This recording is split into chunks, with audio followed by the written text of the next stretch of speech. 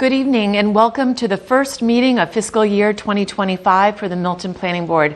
At this time, I would like to now call the meeting to order and begin with introductions of the planning board members and staff. Would you like to begin? Sure. Cheryl Tagayas, Secretary. Maggie Oldfield, member. Jim Davis, member. And this evening on Zoom, we have Sean Fahey. Sean? Sean Fahey, member. Yes, Sean, there he is. And now to introduce our staff, I don't know if you're on mute, Sean. We can see you. Okay. Now to introduce Tim and our staff. Tim Zerwinski, Director of Planning and Community Development. Cheyenne. Diane Frazier, Assistant Director of Planning and Community Development. Great. And with us in person is Julia. Julia Gammon. Great. Thank you and welcome to all. We'll, now that we've called the meeting to order, the first item on the agenda is the approval of the minutes, and we have 3 sets. Thank you, Cheryl. You've been diligently working on those. From May 23rd, June 10th, and June 27th. Has everyone had an opportunity to look those over? I have. So unless I'm missing, I'm looking at an old copy. On the 27th, it just says that the 95 Dexter Street had been reviewed, blah, blah, blah. And then it was noted that the land abuts town of Canton, which could also be required to grant A&R approval. I think it's just a carryover from the last minutes. So I struck that last sentence. Yeah. Oh, did you? Good. Yes, and then just a couple other minor changes. Okay. Right, in those minutes. Okay, great then. I'm all set with all 3. Okay. Okay. If so, can I have a motion to approve the minutes? And we'll need a roll call. I'll move to approve the minutes for May 23rd, June 10th, and June 27th. Is there a second? Second. Okay. Roll call. Cheryl? Yes. Jim? Yes. Maggie? Yes. Sean? Yes. And myself, yes. Thank you. Okay. And for upcoming next meeting dates, we have the meeting next Thursday on the 25th, and then we are into August, which is hard to believe, and those next meeting will be scheduled for the 8th and the 22nd, our normally scheduled monthly meetings.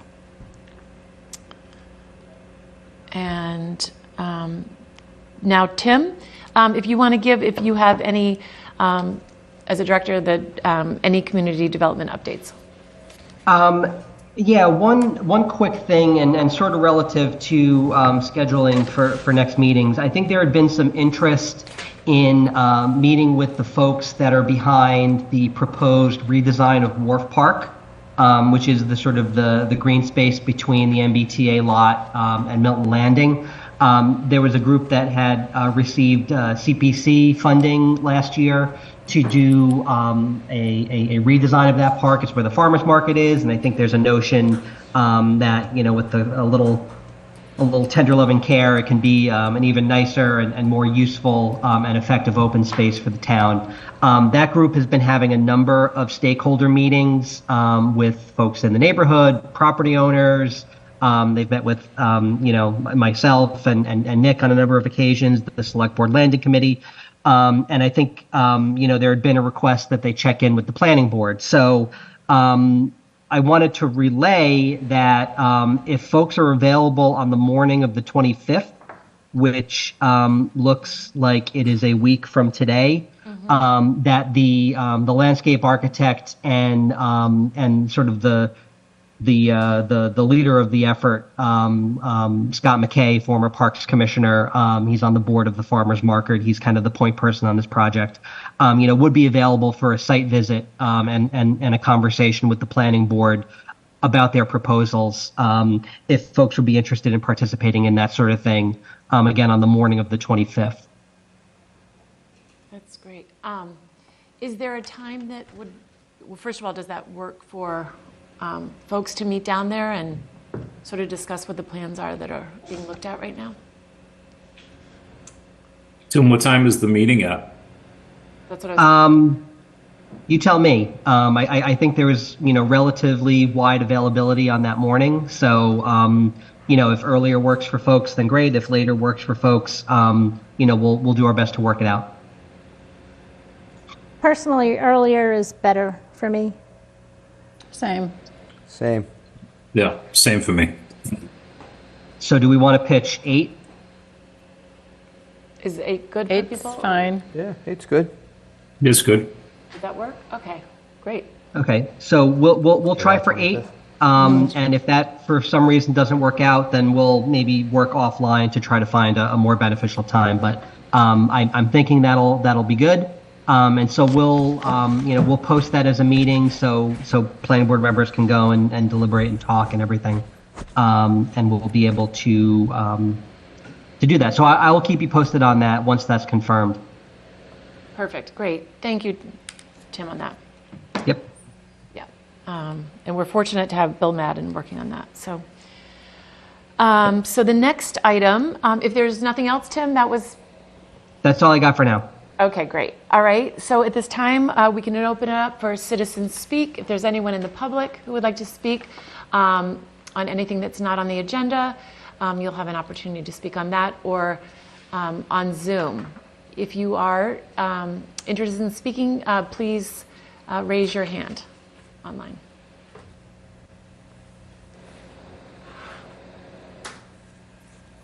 We have, and Jesse, you're going to have to forgive me, Jesse Bornoff. And if that was not correct, I apologize. But if you can give us your full name and address for the record.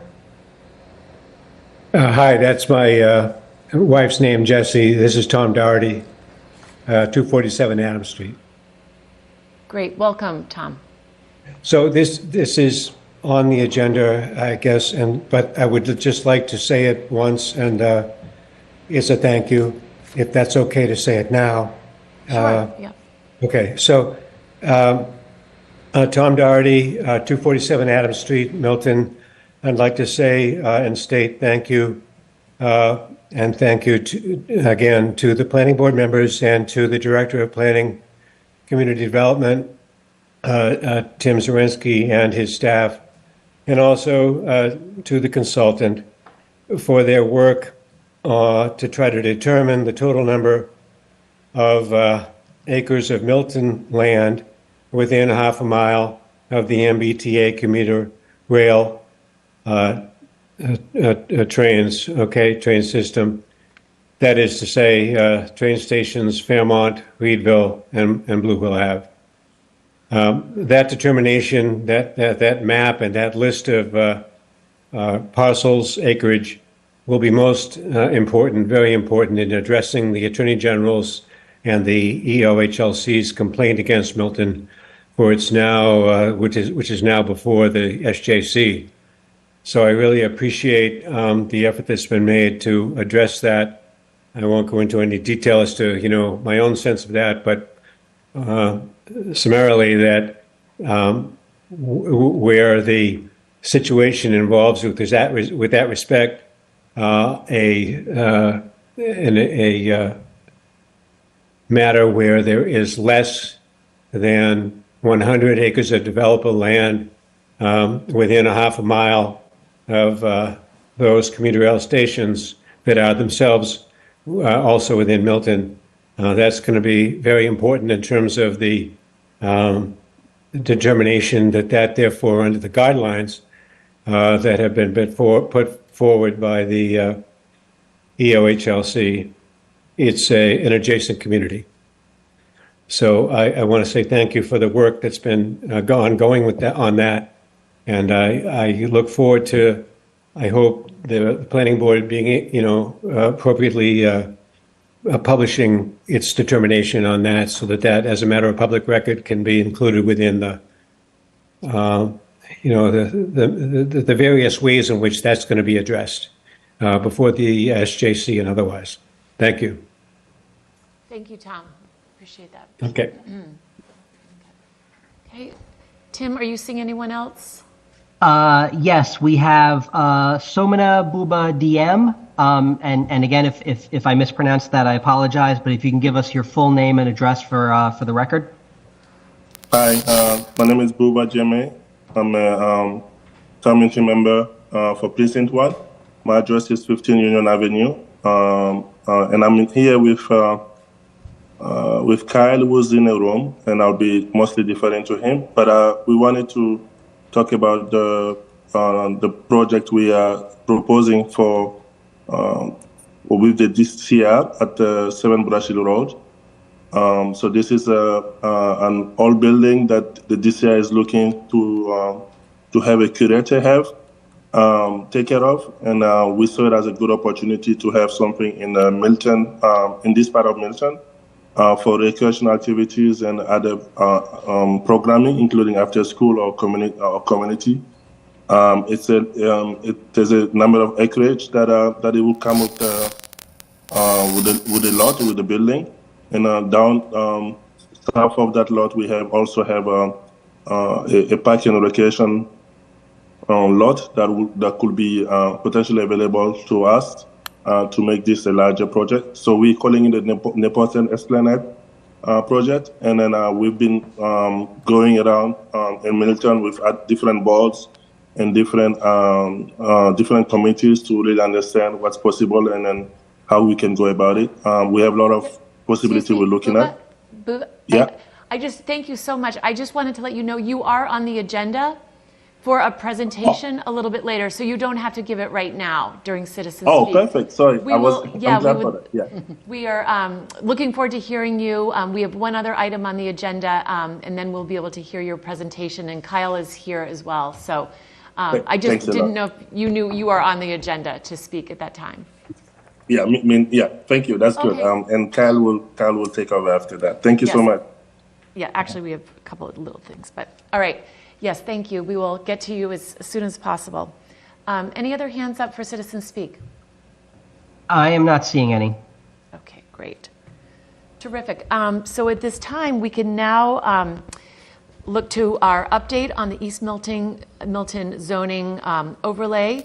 And with us tonight, we have members from MPIC. And if you would like to come and join us. Meredith? Yes. Is Josh? I actually thought that we were going to bump up the CPC presentations. Okay, that's fine. All right. So yeah, because so I told Josh to come closer to a little bit closer to 7:30 as a consequence. That sounds great. All right, let's stick to that then. That would be great.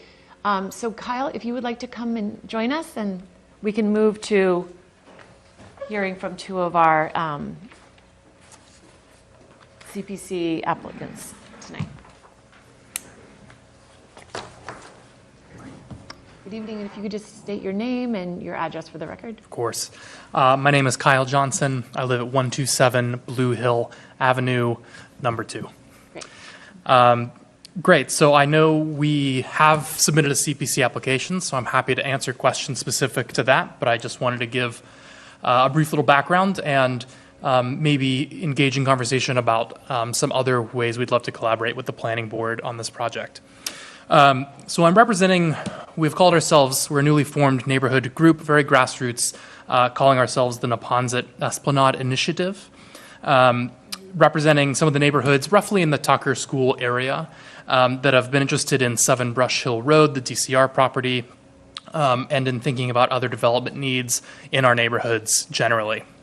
So you may have seen recently that the DCR has requested statements of interest from groups who might be interested in becoming the curator, and I'll explain what that means, of 7 Brush Hill Road, the abandoned Parks building that was a Parks Police substation and now is not in use. The curatorship program is something DCR has been doing where they look for some entity to pay for repairs and renovations to some building that is not in use but is owned by DCR in exchange for an affordable lease long term. So an example is the Speedway in Brighton. So that was actually a horse stables that is a DCR property that has become a multi-use public and commercial space curated by a nonprofit, the Boston Architectural Heritage Foundation. Yeah, Architectural Heritage Foundation, which is a nonprofit. So several of us in the neighborhoods have taken area in that interest as we saw that call for interest from DCR. because we have felt for a long time that there's a serious need in our neighborhood for spaces that serve our community. We are one of the most densely populated parts of Milton, have some of the most multifamily homes of any part of Milton, but have very few recreational spaces, very few community spaces, very few amenities like restaurants or markets. I think you could even make the argument that the neighborhood is a food desert because there's very few markets that are within walking distance, and it's an area, since it's already densely populated, where some people may not use cars or could easily be incentivized not to use cars if we had more walkability. So we've submitted a CPC application to request funding for planning and feasibility on a potential project, which is arguably putting the cart a little bit before the horse, but recognizing that that might be some time down the road before any of those funds would be available. We're now working on community visioning and engagement, very much at a grassroots level, but we're also seeking opportunities for support to do that in a more formal way. So we're asking the planning board to consider supporting a letter of interest to DCR, making the pitch that either the town or some combination of our organization in the town or some other group of partners could become the curator. And we're also would like to ask the planning board to support an effort to seek grant funding specifically from the MAPC for community visioning and engagement around this project and the surrounding parcels and other development possibilities we could have for our neighborhood. And I'm happy to answer questions about that or the CPC application broadly. Great. So just to let you know, we were going to wait. Cheryl is our representative to the CPC group, and we were waiting to hear on. Okay, so we did meet. Okay. And this week, and I did ask. And while there's no sort of formal process, applicants are encouraged to seek support from boards and committees in town. I asked if there was an interest in having it be specific, like we may have spoken about like historic applications, the Historical Commission, et cetera. And the view of the committee was that that would be up to the applicants, who they would seek to get support from. So I think, Maggie, you had said planning efforts, it made sense to come here. So I think, certainly this is a planning effort. I've had conversations with Kyle as they got sort of off the ground to, kind of give them some ideas about how the process could work in terms of how you kind of get grassroots going, how you get public process going, if there's, and I think Rob Levash talked with them about the CPC. They're going to come to an MPIC meeting in August and have the same conversation about support, because it's September, Julia, right? That the next round, yeah, the next updated application for the CPC is. So the committee determined that this is eligible. It is eligible application. And but we haven't talked anything further other than the fact that it's eligible, and they made their presentation, and they're encouraged to get this support. And I'll add, we've had formal support from the youth task force already. So maybe I missed it, but what is the actual function of the building going to be? That's what we want to do a community visioning process around. Yeah. So there's not. So I'm a firm believer that the town needs to have more public spaces. And, we did have the Kidder Library over there, which was a town asset, which unfortunately we dispensed of it. So that is unfortunate for that side of town that they lost that. Because, I grew up at Tucker, and I loved going to Kidder. So I was really disappointed in the sale of that, specifically for that neighborhood.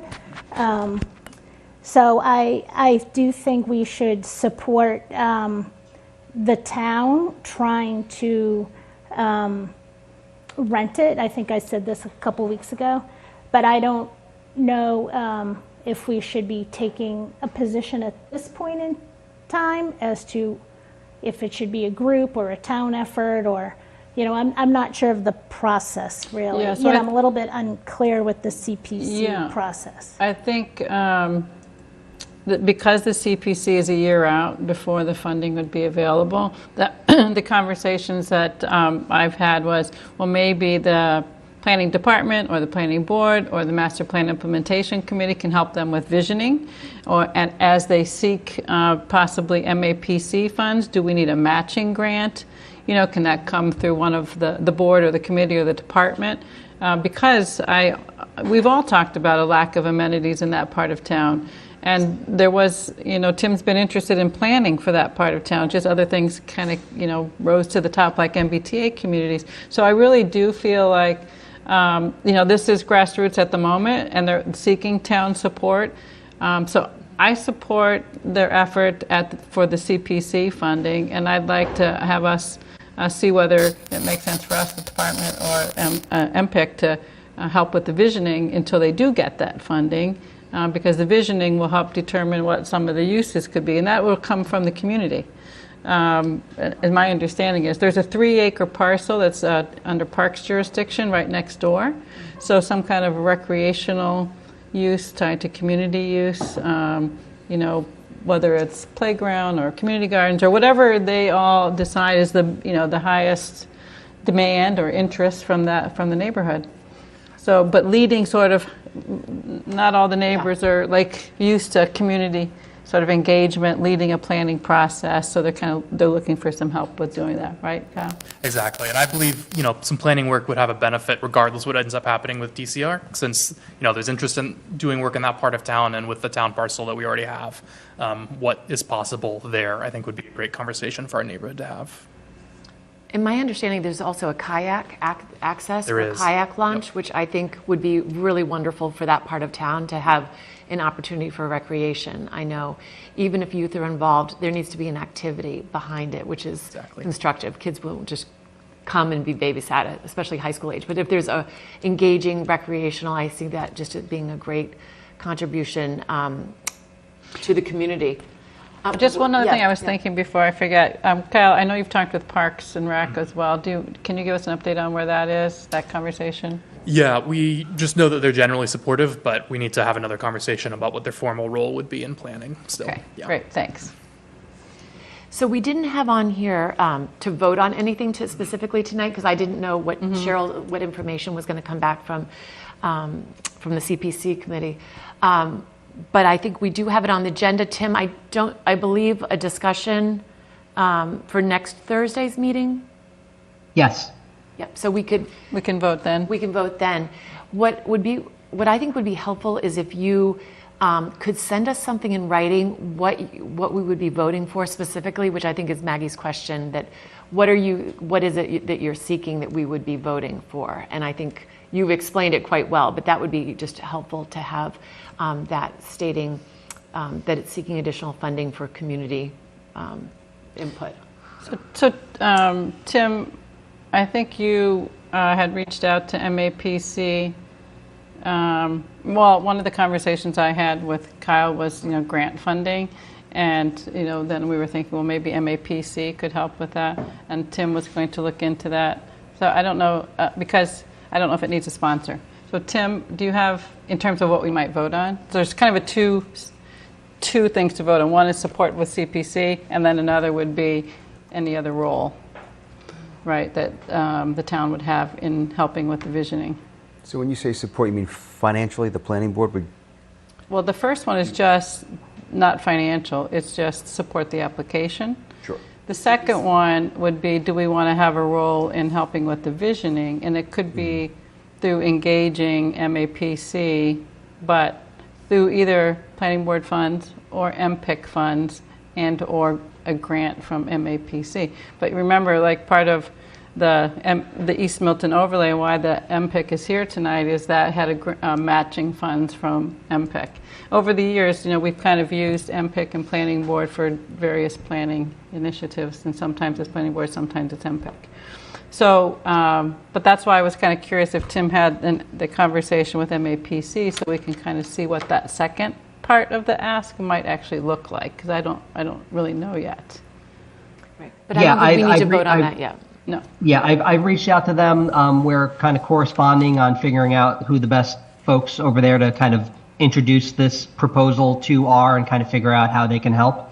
A lot of folks on vacation this week, but I'm expecting to hear back from them in the next couple days and set up a conversation and kind of figure out, what type of assistance they'd be able to offer. Great. So I guess I'm still just a little bit confused because it's a grassroots effort. And what if this grassroots effort has a certain plan, and then from the town side, we identify another need? So I think we should be kind of a unified supporting, and I guess that's my confusion.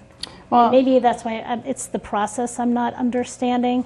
So I'm fully in support of the town reaching out to DCR and renting it.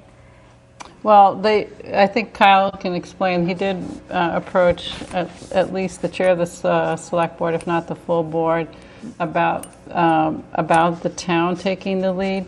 But even if the town took the lead, I think community engagement and community support of what the town would do with it, I think, is what they're looking for. And so it's a little bit undetermined. Like if it would, I think. The neighbors don't have the funds, to maybe they would have to raise them if the town declined. But at the moment, it's what's a good use for it.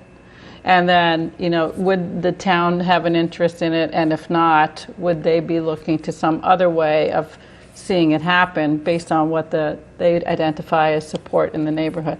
That's my understanding from conversation with Yeah, no, I Kyle. think that frames it well. I think you can think of us as just a group of citizens who would like the town to help us think what could happen. And I do, so I just kind of feel like maybe the town should be engaging, not necessarily the grassroots, because then We are the town. Yeah, so then we should be reaching out.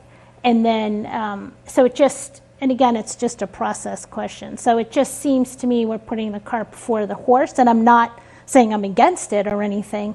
Would it appear better, not, maybe that's not the correct word, but the town, if the request is coming from the town to The request DCR, to who, Megan? to DCR to I think they're open to how that works. To lease it. Yeah, they're open to how that would work. It would have to be the town would have to be. Because my understanding is other businesses, like, could be putting in a request or putting in their ideas for this So building. just let me say that it will be a competitive process with DCR. Yes, I'm trying to help us look more competitive. Yeah, and if it is the town, it would be the select board. Yeah. Right. So, but in terms of the sort of how to get to a place of here's what it is, the select board doesn't do the really planning efforts, right? So, but they would like to, I think DCR would like expressions of interest by sometime in the fall. And so that's why it's not wanting to wait until CPC funding could come through, at least to have some indication whether the town would be interested. And I think part of this is really to help with the select board, right? Yeah, we did go to the select board, and did not seem there was interest in moving on it in this moment. They were receptive and certainly, glad that we were talking about it. But there wasn't, they made no move toward supporting this formally. They didn't know what, Yeah, I think it's like, it's this. They didn't know who what takes the- the lead and community. Yeah. So are you thinking MAPC would help you with an online survey or something, or? Yeah, survey, some sort of community meetings. I know they've done that in other contexts to lead sort of a visioning process. Absolutely, yeah. And I think that could help hear and float what kind of some of the main needs and ideas are, and then also they would have some ability to speak to what's possible and what's feasible, knowing the area and the building. So I think having that expertise would be crucial. That's great. Good, all right. Any other questions? Sean, did you have any questions or? No, I have no questions at this time. Thank you. Okay, all right. Great. Good, thank you very much, and we'll have it on the agenda for next Perfect. week. You feel free to rejoin us, but Did Booba, Oh, yeah. Booba, did you have anything to add? I'm sorry. Is he still there? Sorry. He's still there, I see, but. He had his hand up and then it's moving around on my list. But you should be able to talk. Yeah, no problem. Thanks a lot. I just wanted to thank the board for hearing us out, I guess. And then I just want to emphasize that we've been really going everywhere and trying to learn from everybody or hear from everybody. And that's a process we're going to continue to be inclusive, but also transparent. So along the way, we'll make sure that everybody's involved. Like Kyle said, ideally we'll have the town have this lead. But I think the select board made us understand that they're kind of busy right now, so they're happy to, keep an eye on this.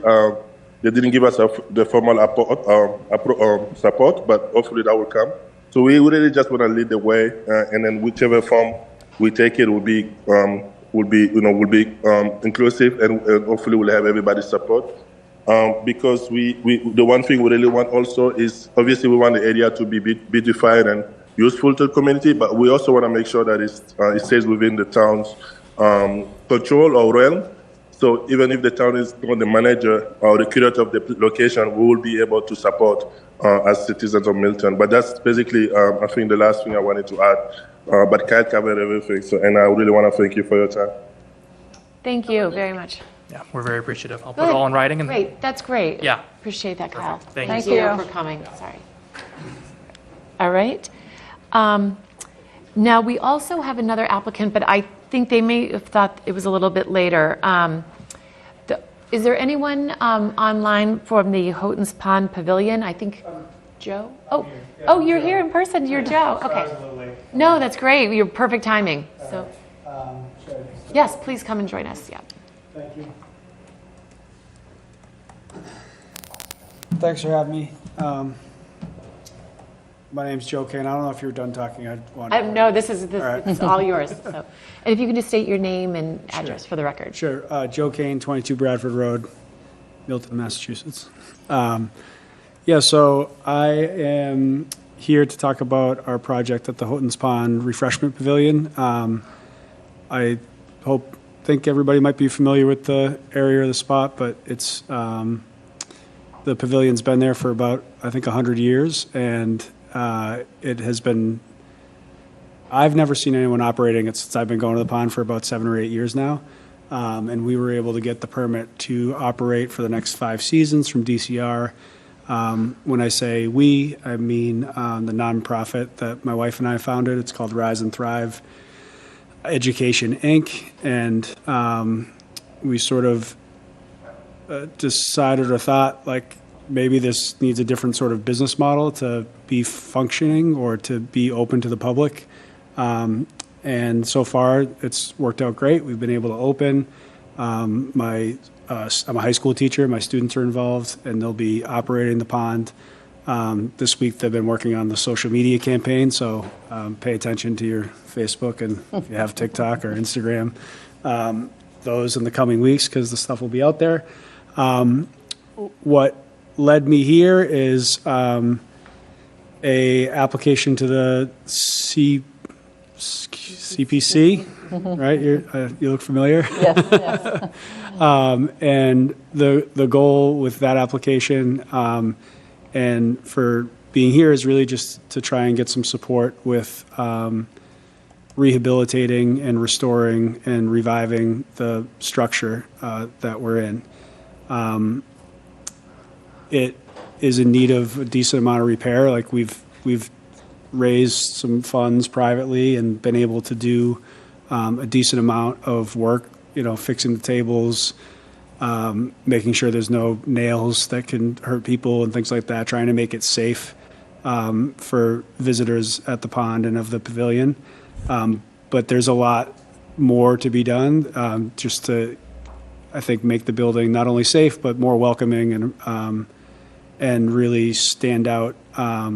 It's just a beautiful space if you've ever seen it. And even in its disrepaired state, I would say it's still beautiful. So we're hoping that we can get some money to make some of the fixes and repairs that we won't be able to. And I had a presentation and stuff. I'm not going to go through the whole thing. but I wanted to know if I've learned a little bit about the history, and one of the things was that I think there's like 7 structures that were created by the MDC when it was first done, and this is one of the last remaining ones there, which is neat. And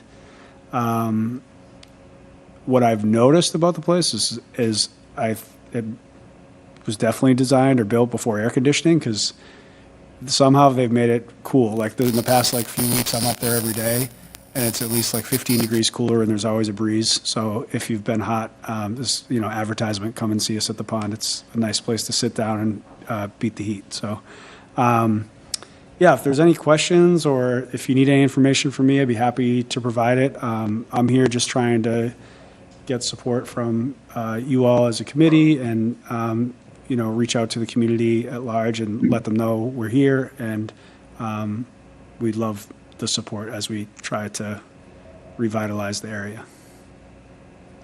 That's terrific.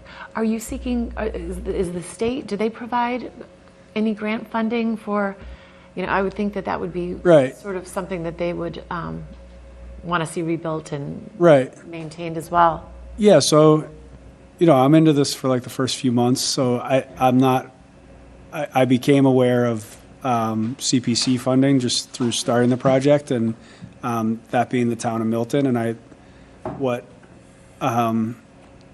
seems to be, or what I think is perhaps true, is that the more sort of people we have on board, like privately fundraising, the town of Milton in which it resides, and the state, the more likely we are to sort of, I don't want to say get the biggest bang for our buck, but like really be able to maybe meet the scope of the project right. where we're at. I think that having some life in the building is really important when seeking out state funds or things like that from maybe DCR directly. I know there's a process by which they make repairs and things like that. I'm not 100% familiar on how that works or what to do, but I think that if we were able to either privately or with the town of Milton match some sort of, then things become more possible, I suppose. That's just my guess. I don't know of anything. If I knew of a grant that I could apply for right now that would do this, I would apply for it. So if anyone out there knows of anything, let me know. Well, it sounds like a great nonprofit that you're thanks. that you're running, and you have a presentation. If you have, we can give you Tim's email, the town Okay. planner, and Sure. you could just distribute it to the board if folks are interested in knowing more about what Yeah. your group is doing, because it sounds like a great program for the kids. That It's awesome. So it's a like 68-week program for the summer school. I work at a non-traditional high school, alternative high school in Boston Public Schools, and we serve students who are a little bit older and are a little bit behind on their academic credits. So we have like multiple graduations per year. There's one in August, there's one in January, and there's one in June. So students, we have 10 or 12 students right now that if they meet this program, they'll earn 2 academic credits and be able to graduate in August. And that's important for somebody who's trying to move on to the next step in life. They'll be able to start in college or whatever it is they want to do next, starting in September, as opposed to having to wait until mid-January. And then the program itself is like, as a teacher, I teach math, and I'm a special education teacher, and a lot of times, if anybody has teenagers, or you might hear like, when am I ever going to use this? And the idea with this program is to really try and introduce a more practical element and sort of a hands-on experience for the students, where they do 2 days in class and 2 days at the pond, and trying to give them as much responsibility as we can and learning as we go. So that's the mission of like the academic side of it. In terms of the pond, it's really like trying to give the community, what it deserves. I think the people there who visit the pond, who come there regularly in the summertime, first of all, are awesome. I've never eaten so much food. Like, every time I have the place open, people come up with plates of food. What do you want to eat? Like, I'm like, I'm supposed to be feeding you. And people are overwhelmingly kind and very happy that we're there. But it's one of those things, like, it's inspiring. Like, you just want to do better. You know what I mean? You just want to make it better. You want to make it a better spot. You want to listen to their feedback and listen to the kids' ideas and make it something that everybody can enjoy more. So I could talk forever about it. You probably guys have probably more. Where is it in relation to the main parking lots? Is it across the pond by the baseball fields? No, it's actually like right when, you park, there's a playground. Everybody takes a left and goes to the beach. Yeah. Or the ballparks. We're to the right, right there in front of the field. So it's a pretty big structure. You think hard to miss, but people just walk by all the time and they're like, "Oh, I didn't know this was here." So one of those guys. Right, exactly. It is a nice structure, historic structure. Yeah. And my kids were young. It was open, and you could get food there, which was really nice. And so, bringing that back, I think, is great. And it seems like DCR is looking at having users do more of their restoration, repair, upkeep than themselves. And so that's why the CPC application. And yes, I'm the planning board's rep to the CPC, so okay. I did hear your presentation. So thank you. So I think if we're not voting tonight, but I do think it's something. You applied under historic preservation, I think, although probably could come under recreation too. The Nippons at Esplanade, I think, also could be recreation and historic preservation in terms of the 3 categories for CPC funds. So I don't have any questions for you. I mean, I just have a couple of questions, but maybe it's not even relevant. Now, do you have a lease or a long-term lease with? The permit is for 5 years.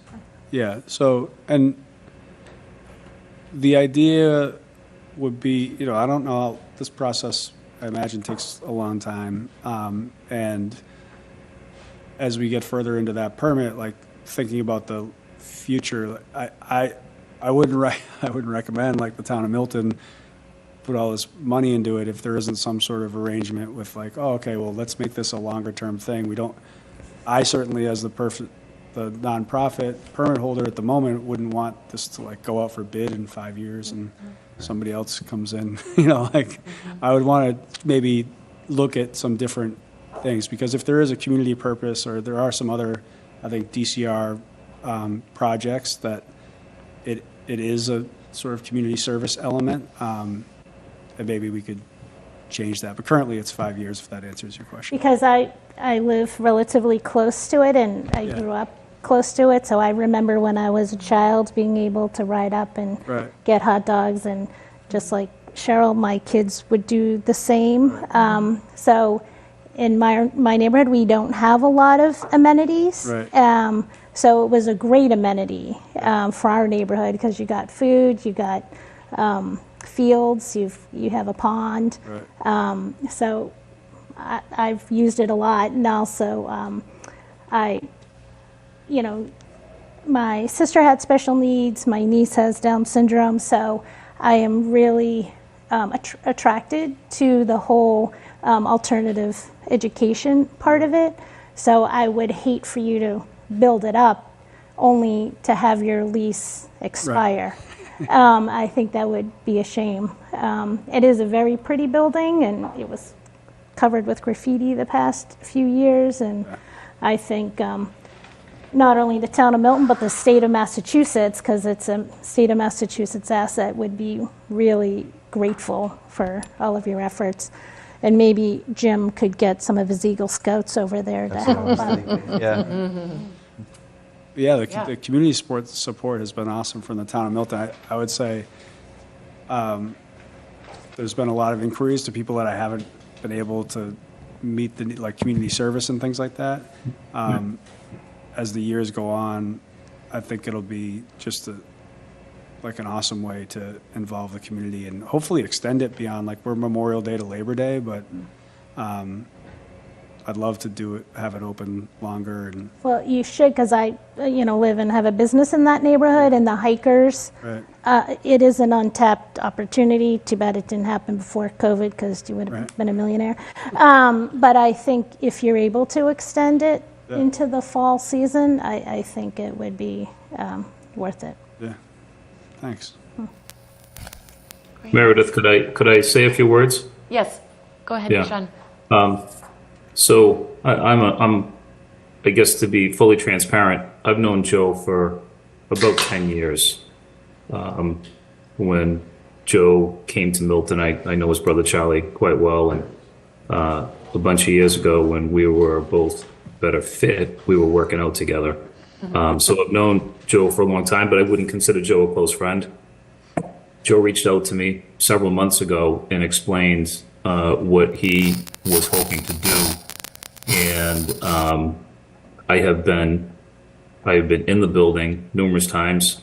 I've helped Joe get the facility at least to a state where it could operate, and getting it to a state where it could operate required some electrical work, some plumbing work. Joe has put his own time and energy in there with his brother, making repairs and getting the facility to a point where it functions. He's too humble to really, I guess, talk much about his role. But Rise and Thrive it is a nonprofit. Joe will never make a dollar off of this, and he's not doing it for money. This is something that will be a resource for the community. It'll be an amenity for those that visit Houghton's Pond. And it'll also provide a tremendous purpose to help the students that Joe has working there learn practical skills that they can apply.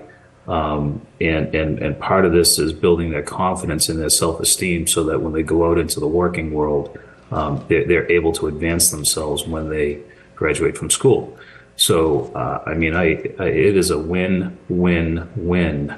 And while it accomplishes all those things I just mentioned, it is a beautiful building, and it's been there for a very long time. I, like Maggie, was there when I was a little kid. I grew up in Milton, and my parents used to take us up there. We'd go for a swim in the pond. We'd have a hot dog, probably an ice cream too. And it's a really, really beautiful building. And it's not complicated to restore this building. I did provide Joe some assistance. Rob was ahead of me, where Joe had gotten to Rob, and Rob had provided advice to Joe, and I jumped in at that point to provide some support for Joe, so he could calculate what repair work was needed and what it might cost, and that was necessary for Rob to be able to consider an application. For the CPC to be able to consider an application for Joe. So I think I look forward to seeing Joe move this along, and obviously I'm only one member of the board, Joe, but I'm pleased that you're here tonight. I'm enormously happy that you're doing something like this for the community, for those that use Houghton's Pond, and for the students that benefit from it as well. So I look forward to your process here, and I wish you the very best, and I'll continue to support you personally as I have so far. Thank you. Thank you, Means a Sean. lot. Terrific. So I just would ask the same thing that you, because I know Cheryl has seen what your application says, what you're asking for. Before we would vote on something, we just would, if we could have sort of what you're asking for in your application, if you could send that to Tim Zawinski, our town planner, and Okay. or Julia. Sorry, send it to you. Okay. She has it. Well, you have it. She yeah, can so distribute it. If you could distribute. Oh, perfect. All right. Thank you so much. Great. So Julia, yeah, I'm sorry, I should have asked you. I forgot you were the staff there. So Yeah. if you wouldn't mind just sharing that with our Both of those applications. both of the applications with our board, that would be just so we can have that if we are going to be voting on something. That's great. Awesome. Terrific. Thank you for Thank taking you the all time so to much. come tonight. Appreciate Thank you it. for your time. I Yeah. really appreciate all you guys. Thanks so much. Absolutely. Thank you, Joe. Okay. So Tim, do we see Josh here, or should we? Yeah, he is. Josh. He's here. Okay, great. So now we will welcome Josh once he's So because we have a quorum of the Master Plan Implementation Committee, I'm just going to open our meeting. Yes. Okay, and we have Roxanne Musto and Regina Campbell Malone as attendees. If they could be promoted to panelists. And then we have Tabor Keeley, Dick Burke, and Elaine Benson. And if you'd like to come to the table so that you can participate in the discussion. Yeah, welcome.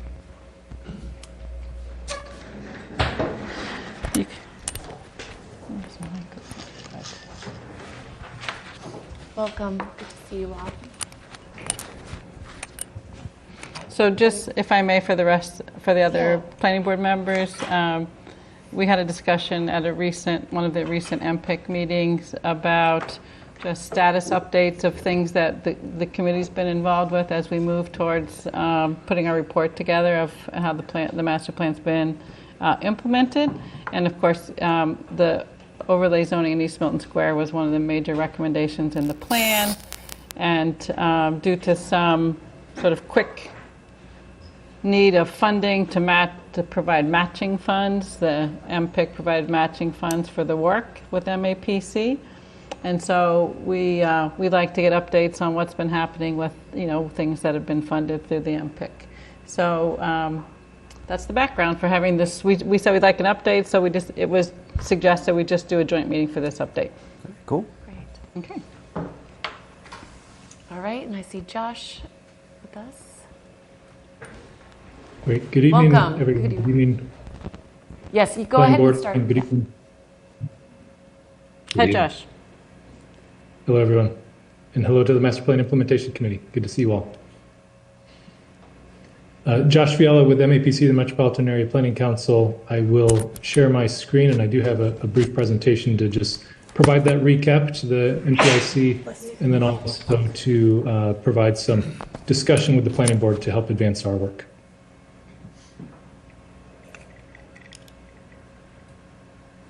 All right, hopefully you all can see that now. Yep, we can see it. Thank you. Mm-hmm. Great, thank you. So yeah, I will do a brief recap and summary for the benefit of the MPIC members, bring you all up to speed on the process which we've had underway for, I guess, almost a year now or so.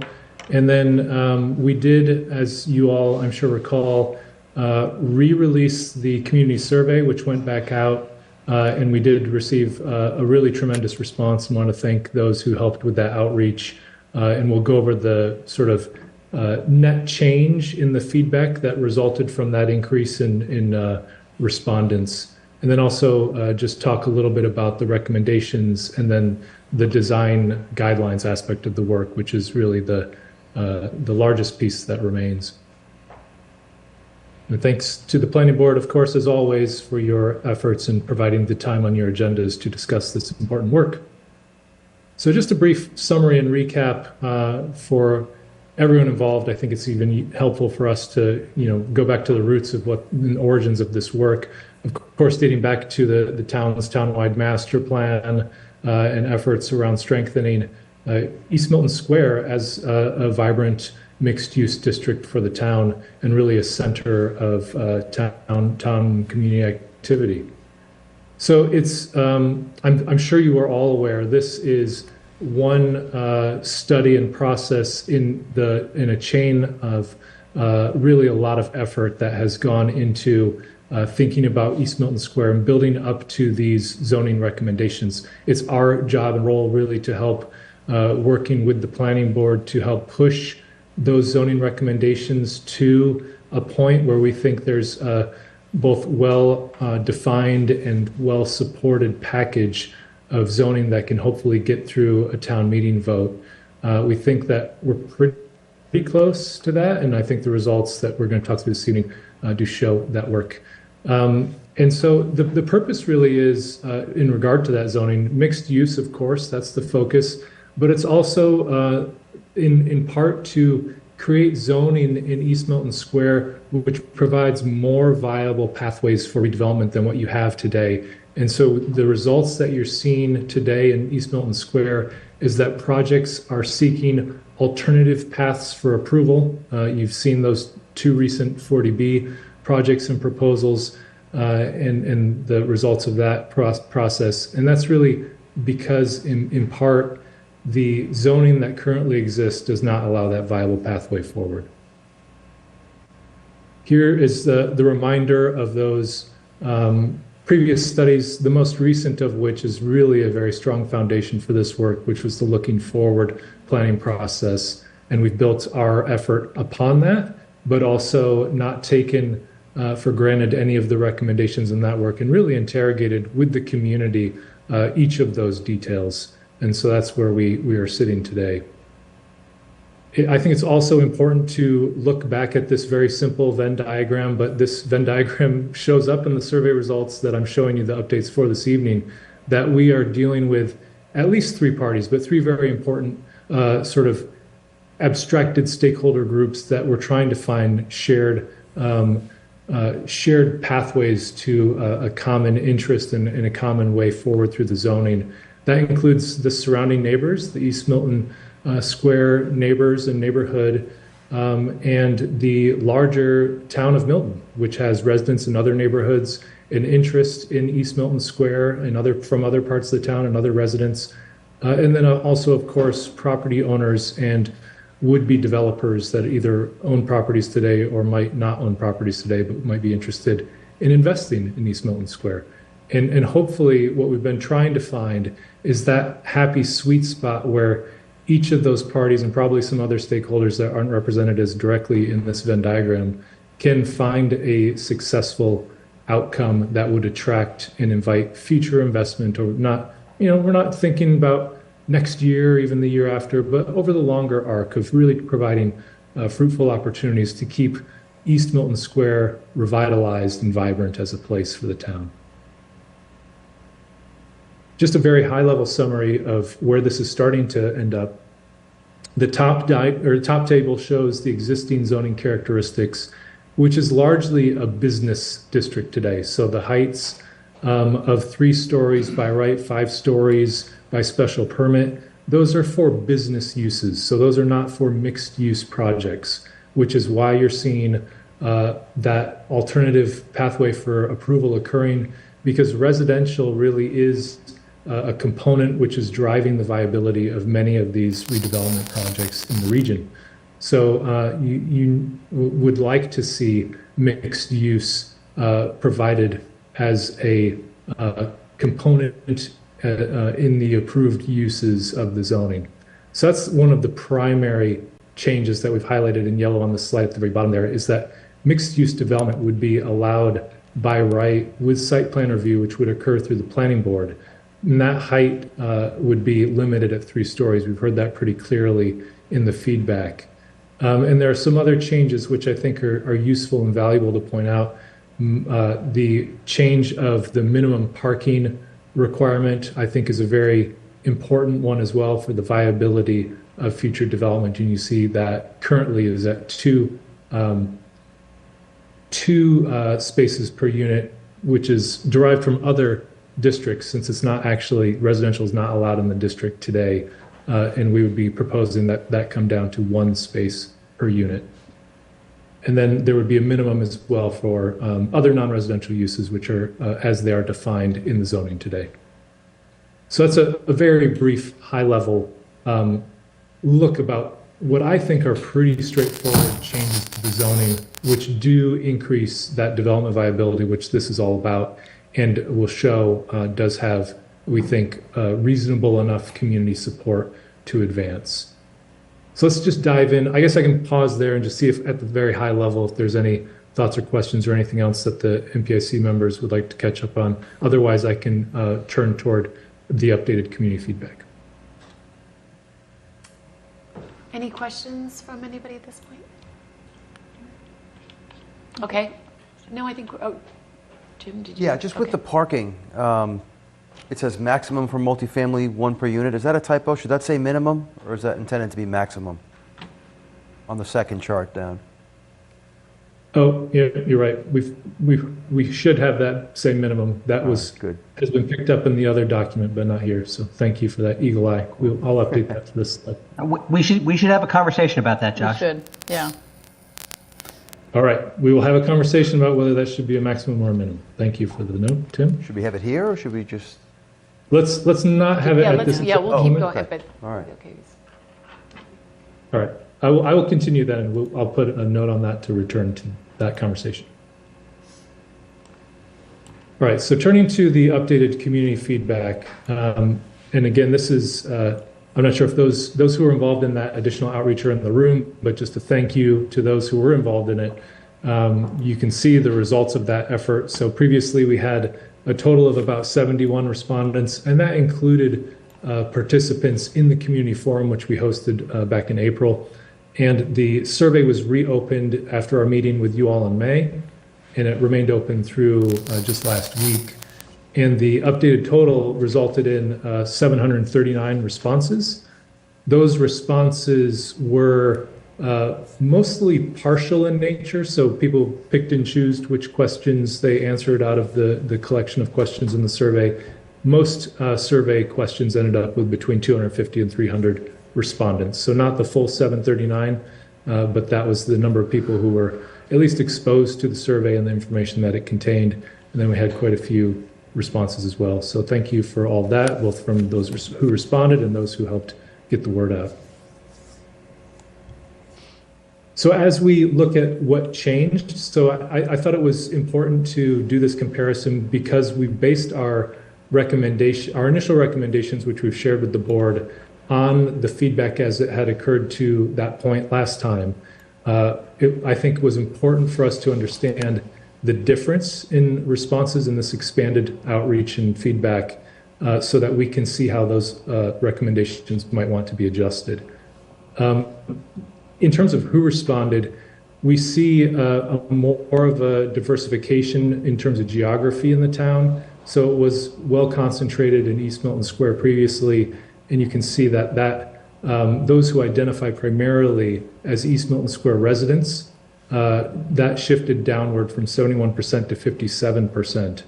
And we saw the most growth in those who self-identify as a visitor or patron of the square. We also saw a decrease in the amount who identify as living in East Milton Square and or a surrounding neighborhood from 87% to 62%. So you just see an expansion of voices in other parts of the town. I'm not sure if that was the intended result of the outreach, but that's what we see in the data. And then accordingly, those who visit East Milton Square daily as a self-report also decreased somewhat as well, probably just because of the nature of where those increases in respondents are living in the town. So this, now we go, the survey shifted at this point to go through each of the recommendations in a little more detail and gather feedback on them. So this is a good, more detailed review for the Master Plan Implementation Committee members and a good refresher for the Planning Board. But this was the recommended zoning boundary that we are contemplating. It reduces some parcels which are residential in nature and split between zoning districts today. Those are primarily on the east side of the square, and you see those in blue outside of the black line today in this diagram. And then we've added a few parcels which are commercial in nature today and should be a part of the business district in our opinion. And those are those parcels in pink on the left side of the square, or on the west side of the square. And so that was the proposed boundary. We asked a few questions about the boundary. In general, this is a little unclear to me why, but the support for the boundary in general decreased from 58% to 38% as we expanded those respondent numbers. It did show up in some of the open comments that there might have been some confusion that this overlay process was being conflated a little bit with the 3A process, which might have resulted in some negative feedback, I would gather. But if you look at the details of why the zoning boundary is the way it is drawn, the support is still decent. So residents who would strongly support or support removing the current residential properties that are split zone today, that also decreased a little bit, but it's still reasonably supported. So from 56% to 42%. We can discuss potentially if those want to be left in, but I think we've talked quite a bit about the split zone and also the sensitivity of the residential properties. I think this is a way to add additional buffer to those residential properties in the district. And then residents who strongly support or support adding the current non-residential properties, those on the west side of the district that I showed on the previous diagram, also decreased in support, but I think in this case are still almost at that 2/3 mark. So from 70% to 58%. So a little less clear in terms of the support for the exact boundary, but then I think what you'll see in the other recommendations is that some of the support actually is still quite strong or even grew in some cases. In this case, talking about the uses specifically, one of the recommendations is to decrease the allowed uses so that future use, that wouldn't affect current uses, they would be grandfathered in the district, but future uses of this type we would not want to see more of in the, for the purpose of increasing the future vibrance and sort of mixed use walkability of the district. So those suggested uses were future sales rooms and repair shops for motor vehicles, garages, filling stations, storage warehouses, and undertakers, which are all allowed under the zoning today. And then also to remove the smaller scale residential uses, single family homes, et cetera, which are allowed as well. There's a really good support for this in both the previous iteration and current version of the survey responses, 83% to 85%. And then also, this is, I think, one of those foundational recommendations that we highlighted previously is to allow mixed use by right for 3-story or 45 feet with site plan review. And this lost a little bit of support, but is still hovering at a pretty strong position relative to a town meeting vote. So it went from 76% supporting through strongly support as their answer or support down to 61% for that approach.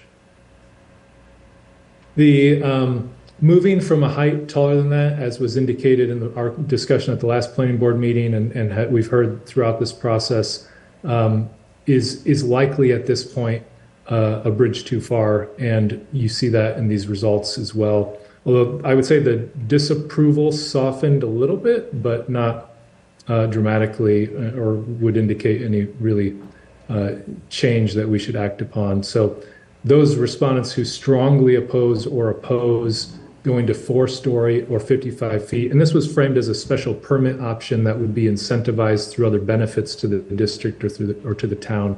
So that opposition grew a small amount from 54% to 55%. And then for those, a similar setup where we'd have a special permit incentivized height change to 5 stories or 65 feet. That went, got a little less opposition for some reason, but is still pretty strongly opposed, with either 84% previously or 72% when you combine strongly oppose and oppose together. So I would propose that sticking with a 3-story, 45-foot height by right is a supported enough and strong enough change that it would be one of value to bring to a set of town meeting changes. As we turn toward parking, which has been another, which we flagged in just a moment ago as an issue to talk about, but has been another, I would say, contentious issue throughout the discussions. It was interesting that some support did actually, or I guess the opposition softened a little bit, maybe not the support increase. The support did increase, but what we've measured here is the strongly opposed and opposed viewpoints. So the idea here is to reduce the parking requirements to increase development viability. In this case, we were talking about reducing the minimum parking required for residential uses, which would allow more viability on a redevelopment property. Of course, as was just hinted to in the conversation, in general, and we explained this in public meetings and other meetings with the planning board, the planning field is moving toward parking maximums, not parking minimums, and letting the development really drive what is necessary for parking while providing an upper maximum.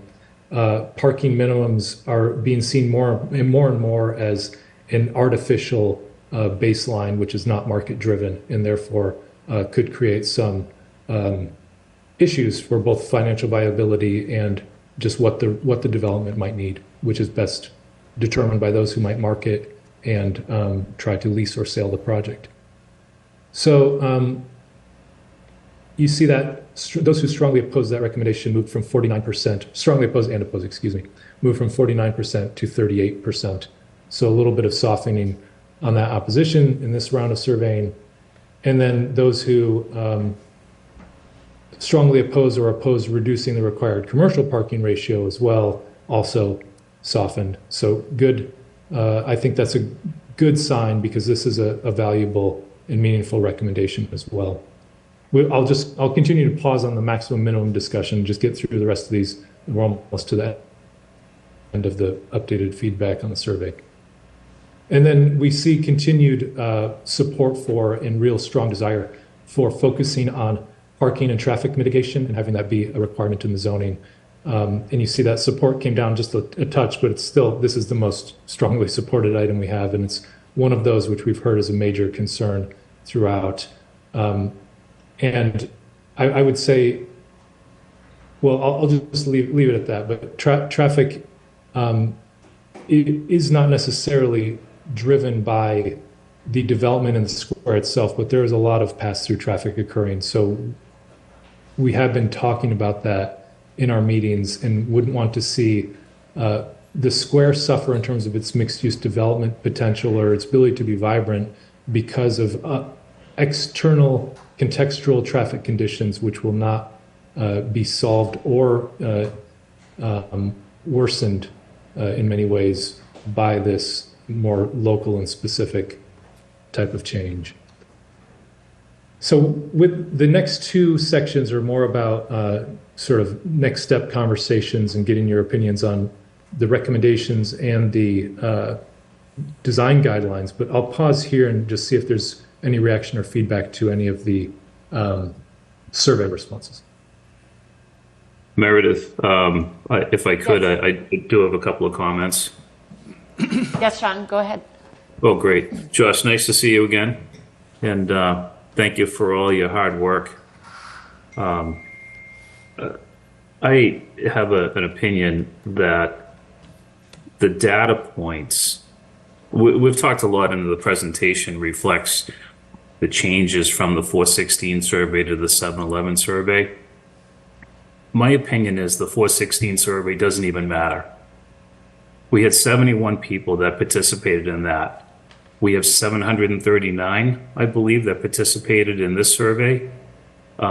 We never discussed, I don't recall, in the 71 person survey, whether they answered all the questions or they didn't answer all the questions. So I understand what you had said earlier, Josh, that somewhere between 200 and 300 questions were answered. But I guess my point of view is I don't think it's even worth discussing that something moved from 49% with 71 people to 38% with 739 people. We have 10 times the number of people responding. The data that the data that has meaning is the data of the 711. So the notion that we're even putting any thought or time into how something went from 55% to 41% when the survey was only 71 people, I just don't think it's not worth anything. It doesn't mean very much. It was only 71 people. We have 739. I'd almost eliminate that column under 416 and focus only on the percentage under the 711 column. I think that's fair. I think that what we're trying to show is that there's actually continuity between those two data points, and understanding that the second data point is more, broader and in depth in terms of respondents. But we have based our initial recommendations not only on the 71, but also on the process to get to that point of the 71 was really a confirmation of where a lot of the recommendations were landing. We see with the 700 further confirmation of many of the same points. And I think what the intention was to just show that continuity, because at that moment it was the best information we had, so it was where initial recommendations were coming from and being confirmed. And in the way I have interpreted it is that I see in many of the same points further confirmation, and in some cases, like around the boundary, perhaps we could reopen that conversation, discussion, and see if there are changes that are valuable or not. Thank you. Any other questions? Yeah, I'm sorry, Meredith, Josh, I think I expressed my concern back at the first time we had a presentation with 71. It's just such a small number of people, and I'm grateful that the community responded. I'm grateful that, Tim and the team drove engagement, and the survey, brought a lot more people in. So, I can see, as someone who's conducting a survey, why you would look at previous to now 71 to 739, but and I'm sure there's some relative value there, but for example, respondents who strongly oppose reducing required residential parking to one space per unit, 49%. There was 35 people. That's to me, there's not a lot of value if the survey pool is that small. So I know you'll try to utilize any data that you have. I just feel that the data we should really focus on is the results of 7-11, and it's the best we have right now, and it's certainly 10 times more than what we had in the initial survey. Thank you. Thank you. And Tabor, you had a question for Josh? Josh, thank you for this proposal, or for this presentation. Tabor Keeley from the MPIC. My question on the parking here is relative to the commercial side. And the one space per 1,500 is really not adequate for customers. That's only going to be for staff. And it certainly wouldn't allow for medical or other things. Is there a reason that it's just a 1 per 1,500 and not done on a per use? And most zoning codes have it for use. And that would be, I guess, a standout or an unusual. Is this something new and different I've not heard of before? Yeah, what I should clarify is that this was as the survey was written, and we have since moved off of this recommendation a bit. So now our recommendation in the proposed zoning is actually to still base the commercial parking on the use table, which is in the zoning currently. And so that would be more, as you just suggested, Tabor, as opposed to the one space per 1,500 square feet minimum, which was, trying to be aggressive in terms of reducing the parking that would be required to make it easier to fit on some of these, on some of the lots in East Milton Square that might be more modest in scale without having to assemble a bunch of parcels and, keep the scale in line with what the village is, the square is today. And so your confusion is correct, but the survey was sort of the snapshot at that moment, and we have moved off that a little bit. The other thing I would say that we think helps in that situation of moving the commercial to being provided per use is also having a zoning clause about a shared parking reduction, in which case, if there are uses which would use parking at different times of the day or have a seasonality or a different nature of peak, then they could potentially share spots and show that through the approval process with the planning board. Thank you. And we have one other member from MPIC. Regina, if you had a question for Josh, please feel free to go ahead. I did. Hi, thank you so much. Josh, this is great. I really appreciate the deep dive into the data, and I actually really like the idea of considering the composition of the earlier respondents in terms of being very near residents versus users of the area. I think it's valuable to have that information. And I also think that since we had so many partial surveys, it would also be valuable to dig in a little deeper and see if, say, for the slide that you have up, if that 38% was not very many more than the 71 respondents, right? Like, it is absolutely possible that because of so many partial responses, some of those numbers aren't 700 and some, right? Do you get what I'm saying? And so it might be nice to actually have an understanding of when we had really high numbers for the 7-Eleven survey versus when we didn't have very high numbers. So maybe there would be a threshold that for 500 respondents and above or 250 respondents and above, we would focus on the 7-Eleven surveys only. But for lower values, it might be nice to see the actual comparison. I don't know. I think throwing out any data without massive justification can be an error. So I do like that you presented both of those, and I'd love to see even more. Thank you. Yeah, I appreciate that comment. And as you were speaking to it, I just did a quick scroll through the more detailed data I have in front of me, and it looks like the lowest total of the updated survey is in the neighborhood of, say, 200 respondents per question, and it peaks maybe around 337, I think, is maybe the highest. So right. that's we're not talking 10 times for most of them, which I think is a valuable thing to know. So that's the range, and I'd be happy to share the more detailed spreadsheet which shows those. You can look at all those results. So. Josh, when you do that, could you also show us the detail of the 71? Should we understand that the 71, everybody answered every question? I think it was closer. I didn't open that file for the start of the meeting, but I'd have to go back and look. But I do think it was closer because it involved more in-meeting respondents than actual follow-up online surveys. So the previous 71 involved the forum attendees for the forum we hosted in April, but also the follow-up survey. And we had more people present in the forum than followed up in the survey. And I think, therefore, we got a better response rate. Most people did answer each question. Sure, I was present that night. That must have been most of the 71 were the people that were present with us that night. So even more educated about the issue because they had attended the forum.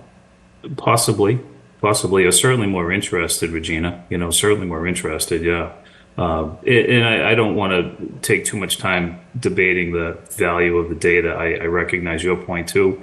But, Adam, we have at least 3 times almost the number of respondents in 4. If you get up to 336, that's, you passed 4 times the 71 number, right? So that's the reason I feel like that the data in the 7-Eleven is really valid, because it is substantially more. To your point, if no one filled, or if we don't have 739 with all answers, we do not have 10 times, right?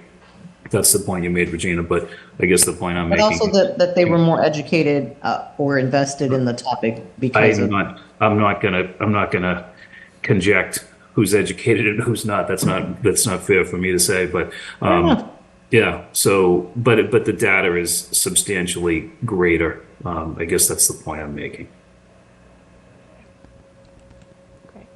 Great. Yes. Josh, can I see the data on the traffic question and the responses, please?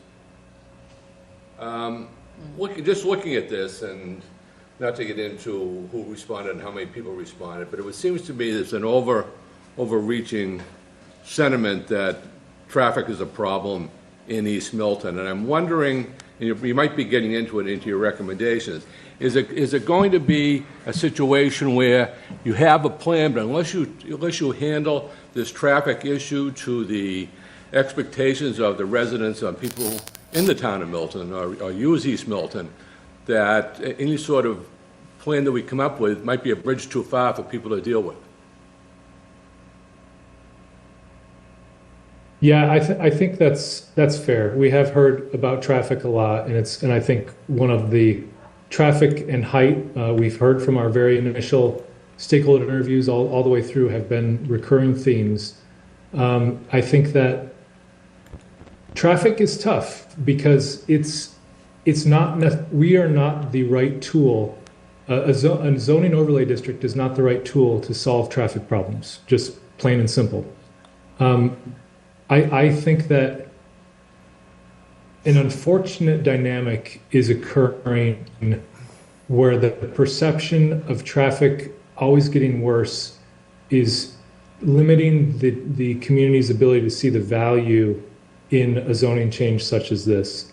And I think whether or not zoning changes in this way, traffic may continue to get worse for people who live in this area. And they seem to be connected for a lot of residents, but they may not be. And over the long term, at least this is, the idealistic planner speaking, but over the long term, it is the type of development which we are trying to create here, which is more walkable and would get people out of their cars more, that will actually help reduce traffic. The more you can get people to do any other mode of transportation besides driving for an errand or for a simple task around town, the less traffic there is. It's one less car on the road. And so the more we can make places like East Milton Square walkable, bikeable, and friendly to people who are not driving, the more over time that will help work as a pattern. But that does not deal with those who are passing through because they're going from Quincy to some other place or heading into Quincy or whatever the case may be. And the fact is also that these are exits and on-ramps for I-93. And so there is just some built-in traffic that will be unsolvable by a local zoning project. I understand that, but I'm just theoretically asking, do you think that, we can come up with the best plan, and a long time ago I was a planner and get very frustrated. You put together a plan and it doesn't move forward. And I'm looking at some of the reasons why some very good plans don't move forward. And when I'm looking at this data, it seems to be a very strong sentiment, both in the April 16th survey and the July 11th survey, that the people are saying, listen, we have a traffic problem. Don't talk to me about what you're going to do and change things on me unless we can deal with this issue. I'm not saying this has to do with you and your expertise and your purview right now. I'm just thinking in a macro sense, is this something we should be looking at with the zoning overlay, but also with some sort of traffic mitigation plan at the same time? I think that would be helpful. I think it is a very tricky problem to solve. We have regional traffic flows, and it's hard for a single town to influence and manage those traffic flows. But I do think whatever the town could do to study and try to help mitigate the traffic, particularly what we've heard a fair amount is a recognition from neighbors and residents that there are arterials and there are main streets, and they understand traffic is going to flow through those places. But I think there was a lot of concern around traffic on residential streets is one of the things we heard a fair amount about, and also parking on residential streets. And I think it's also a very strong feeling from people in East Milton Square that they're not part of the problem. So the idea is that we can make it so that they can walk to where they need to go. They're looking at some sort of relief before we go back to them with some sort of a plan and how to change their world. I think Elaine had a question. Yeah. Sure, Dick's right. Okay. Great point. Thank you. Elaine, did you have something? A question? Just a point of clarification. For the special permit 4-story, 55 feet, was that, I don't recall the question in the survey, did it specify what it included in terms of commercial, mixed, and residential, and did it include all of those? So the materials the companion presentation and recording of the presentation we gave at the forum, it was discussing a ground story non-residential use with 3 stories of residential above. That would be the mixed use. So the allowed residential would grow by a story from 2 to 3, and then same from 5-story, it would grow to 4 stories above. So that would be the approach. And we have heard and sort of been invited to listen closer, I think, sort of again and again, that the community does not want that height. Okay, thank you. Yeah, my comments are a little bit about everything that everyone has said. So, I understand that traffic isn't, your problem to solve, Josh, but it is, you have to make sure that you're not making it worse. So, I find it hard to believe that adding more density is not going to make it worse. And to Dick's point, I don't live in East Milton. I go there probably 3 or 4 times a week. But I do think we need to be careful about adding more traffic until we do. And I know we're not going to solve it, but try to help manage it somehow. So that's just a comment on the traffic. I just find it really hard to believe that traffic won't worsen by adding more people into a smaller area. And to the point of the survey respondents, it seems like, and I know we discussed it, but it seemed like the first survey was more for the people in East Milton who would be impacted every day. So their voices might deserve a little bit more weight than, say, my opinion, who I'm not there and not dealing with it every day. So my concern was, even though we had more respondents, and I think Regina pointed out, they're not impacted by it. So I don't think they care as much about the parking situation. So they may not have a real opinion on it. And I'm wondering if your statement, Josh, was that the trend is looking at maximum versus minimum parking requirements. And I'm wondering, is that trend like in cities or in towns as well? Because we've discussed, Milton is a suburb, and most families probably have multiple cars. I have a family of 4.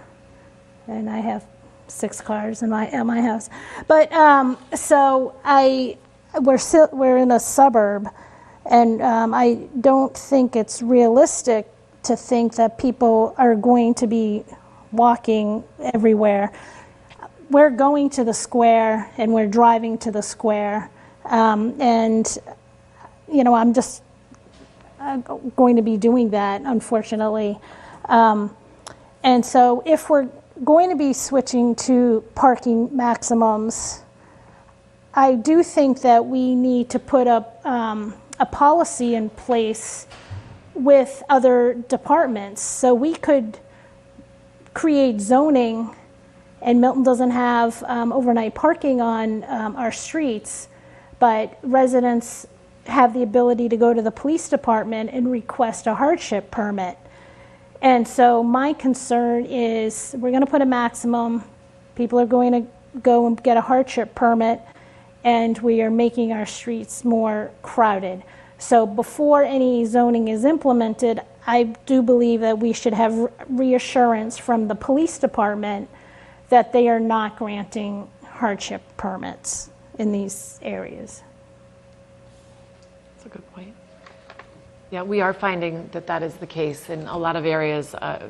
Just to add, that is one of the concerns, that there currently is a lot of people parking on the streets. And unfortunately, East Milton, as wonderful as all the amenities are there that you can walk to when you want to go to the grocery store, the drugstore, people don't work in East Milton, and they tend to drive. And the bus service has been limited in that area. So they're really, it's very different. I would see it very different as in the lower mills, where I would be, much more apt to reduce, the number of parking. But I think, and I'm trying to remember what 440, was it one and a half spots? I don't remember the ratio. It's definitely Do you more remember, than Tim? one, but there's also 440 commercial there.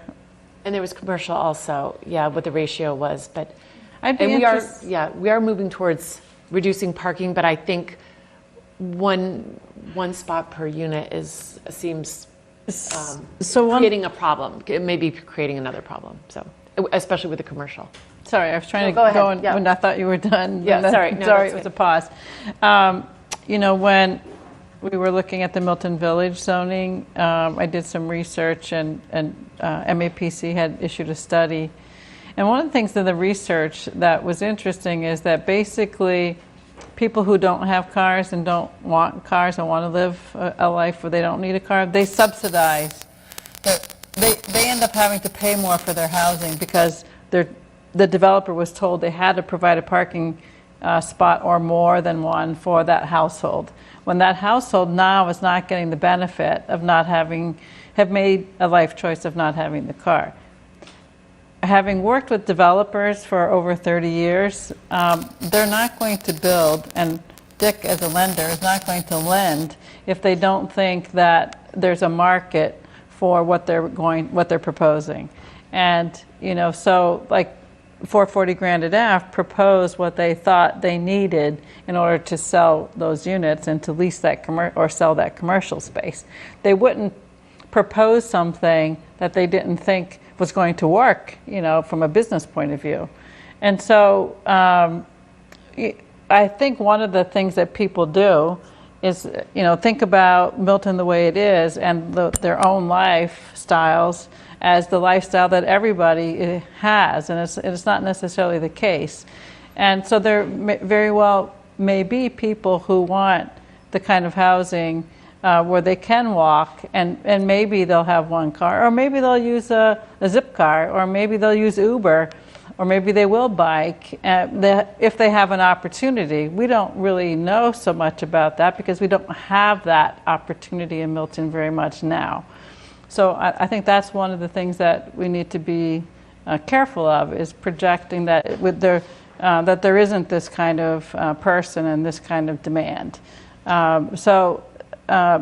That's, I think the one space per unit, maybe we ask Josh to come back with a little more data. I think they have a lot of data. I think he presented some of that before, but I think a refresher on that would be helpful. I think, Josh, you presented some from other communities that people had asked if you had anything that was more similar maybe to Milton. And he never it was found more any. right, It was so- more Roxbury and JP. It wasn't like Canton and Westwood and Dedham. What I think is more important is to get the data on what the condo properties or apartments in Milton are. What is the occupancy of the cars there? Hendry's, are all those spots being used? 36 Central, I know all those. That's almost. Well, I did make some phone calls again back then to the owners of 50 Elliott, so the Milton Hill House.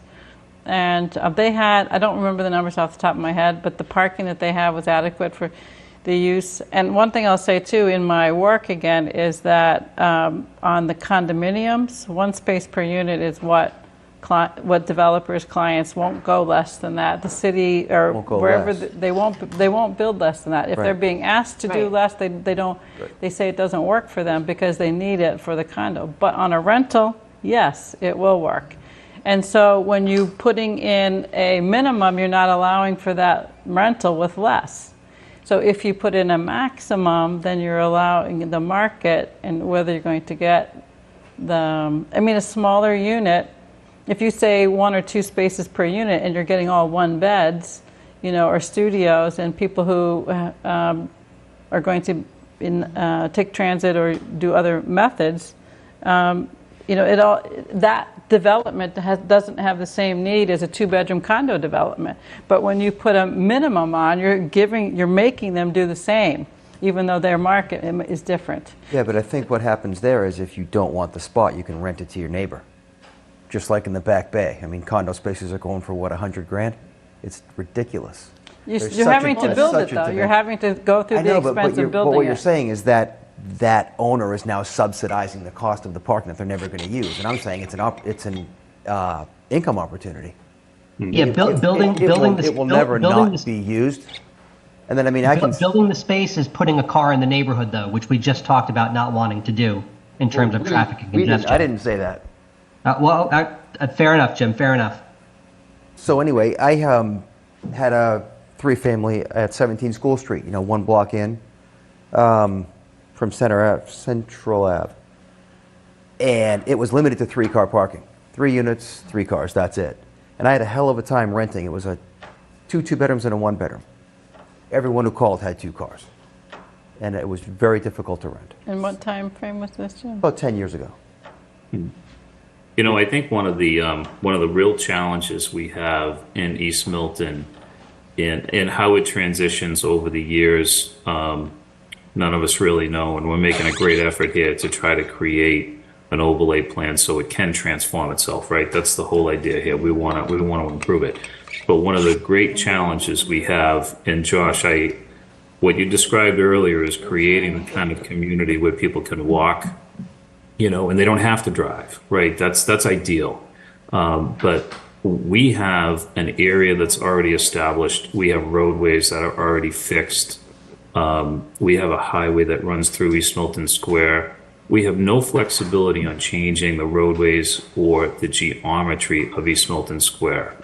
The spaces that will be built in East Milton Square, either the ones that are built right now to replace existing businesses, or maybe something more significant that replaces what's there now, the spaces are always going to be small. We don't have a choice. They're limited square foot areas that will be built down there. The greatest likelihood is that anything that's developed as a commercial business in East Milton Square, because of the geometry that exists, they are more likely to be a restaurant like we already have, something that is boutique in nature, something that's novelty in nature, or something that is a simple small service. I think that the reality that I see is that food stores, and I suspect that there's many people in East Milton Square that drive to go to the food store, or stores where they're able to buy the essential goods require them to have a vehicle. I cannot see East Milton Square ever being developed to a community that all the essential needs that a person could get are within East Milton Square. Walk up and down the sidewalk through East Milton Square, and what you see for the sizes of the spaces that exist right now, the future East Milton Square will not look very different in terms of the sizes of those spaces. And when you consider viable businesses that function within small square footages, it's not going to be businesses that are where we can all walk to get the essential needs that we need on a weekly basis. It's not possible, and it's because the geometry was established an awful long time ago. The roadways are fixed, and all of the lots down there, and all of the lots within everything that we now consider the zone that Josh showed us earlier, they're all the same. They're all the same.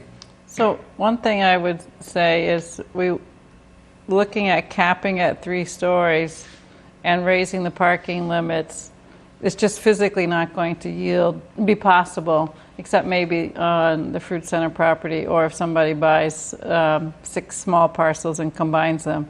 When Josh goes through and he shows us the analysis before, if you look at trying to park, you're going to take your whole ground floor to park, unless you go below, and then the lots are too small to put a ramp in, as we saw with 440 Granite, which is much bigger than a lot of those parcels. So, we're going through this exercise, and I think, Josh, we've talked about this too, it's not worth going through an exercise where we know we're going to make it really, really difficult to ever use this zoning. I mean, we've had zoning on the books in Milton where It was for cluster development, and apparently it wasn't used for 20 years because it just didn't work. So we have to also, I guess, look to you when these things are all calibrated such, like in Milton Village too, where we had a couple of developers take a look at it and pencil some things out, and we found that it was just barely going to work for things, and we haven't actually even had an application in the several years since it's been on the books. And maybe it's not calibrated quite right. We don't really know. But I guess you had said at one point that the development community will tell us whether this works in terms of whether they apply and they submitted any applications under this zoning. But I do think it's important for you to kind of give us feedback on, you're going to cap a height at something that doesn't allow you to park on a level, so it's giving you 2 levels of built space, and if you put a requirement for 50% commercial on a small lot, you're going to get maybe a handful of parking spaces is it. So it's not going to get you anything better than what you have today in terms of an opportunity. That's my concern. So maybe we should put a pin in this. I agree, and thank you for raising that. I also wanted to go back. I politely had my hand up for a while. And I know it's really hard to see it. That I think when we consider the local neighbors and their wants versus the broader public in Milton, I think it is important to think about that. I don't always think it is 100% necessary to follow exactly what the nearest residents want if it's not, especially if it's a public good as opposed to a commercial endeavor. So I just wanted to add that piece, that yes, I always think that we want to have an idea of what local micro communities want, but not to the exclusion of everyone. And I think when we're talking about parking and traffic, yeah, I think it might make sense to consider that the special permit option, or asking whether the special permit option could be used to increase the amount of parking, right? That only if the first floor or lower floors are used for parking would that be even a possibility, right? To see if that might have a little bit more traction than just, this idea of a 4-story, behemoth in some people's minds. And then the last thing I'll say is, I have heard the same argument about parking on the street and how undesirable that is. And you'll have to forgive me, having lived in Roslindale, having lived in Jamaica Plain, and other communities where parking on the street is allowed, I must be ignorant as to why that is such an issue, to have some hardship permits for folks that need it. So I would love someone to help me to better understand the legacy of on-street parking in residential areas here in Milton or beyond, because it's something that I have heard multiple times and I just don't get yet. Well, did you have a question too? Oh, comment, but did you want to answer or somebody was going to? well, I can answer. I don't know if I have all of the answers historically, but it does urbanize an area. It makes it feel like a much more of an urban setting to have street cars on the streets, is essentially, my understanding of, it's, historically I have always thought myself, would you want cars out in front of your street? And I think most people don't want that overall. And I think it's really never been a question in Milton. It is in some neighborhoods, it really is an issue. There's parts of, and especially in the west part of Milton, where there is a tremendous, there's more two families, as the previous speaker said, more multifamily, 2 and 3 family, 3-deckers, where just because of when they were built, turn of the century, a lot of those are very old properties. They're large properties on very small lots. So when multiple families are living there, it tended to not have as much parking because when they were built, most people did only, like families only had one car. It was not typical of, a lot of families couldn't afford a car. They would have 2 cars. They would have 1 car and there wasn't space to park it. So I think when it started, it just eventually has developed into a situation where it's become a nuisance for the neighbors to have all the cars being shuffled in and out and just having sometimes hard to even pass through because they're such narrow old roads. Yeah. That I think it's... There was also, it was a public safety issue for a long time for some of the narrow streets. Right. You have cars parked on both sides of the streets, your police Exactly. officers, and the fire department will say, this poses a public safety issue. Going back to what Regina said, people do have an option. It's fairly simple. You go up to the town, you go up to the police department, you file an application, you get a hardship permit, you pay $25, I think, because I had to do it at one point. Yep, that's what it is, because I have to do it. Well, that's what I'm saying. So it would just be $100, and then we worked it down to $25, and then they know that your car is paying your excise tax in Milton, and they can take a look at your street. They know your street and say, this is fine. We know how many cars we've issued hardship permits, right? So if it doesn't cause a public safety issue, then we move ahead. It's just in some of those streets where people, and we know the streets. You can see the streets where cars are parked on both sides. And that's fair, and I think parking enforcement should be able to take care of that, right? We would think so. we would hope so. Yeah. So yes, back to that is an issue. So. I was going to add on, I had 2 other comments, but on the parking, one thing I've noticed in East Milton is that it seems like a lot of people who park opposite sides all over on the residential streets is then maybe this is partly assumption, but I think from what I've heard is that it's to mitigate cut-through traffic and speeding. But I think one of the challenges with it is that it becomes a safety issue because in some locations you cannot, and this is not to say I don't agree with on-street parking. I just think better regulations in terms of like what side of the street, because you can't fit emergency vehicles down. Sometimes you go in and you have to back up to let a car through because they're already halfway through, or you've got kids coming out with balls and you don't see them, and it's just there's a lot of concerns. But that wasn't even what I was really going to talk about. I think, oh gosh, I totally lost my train of thought.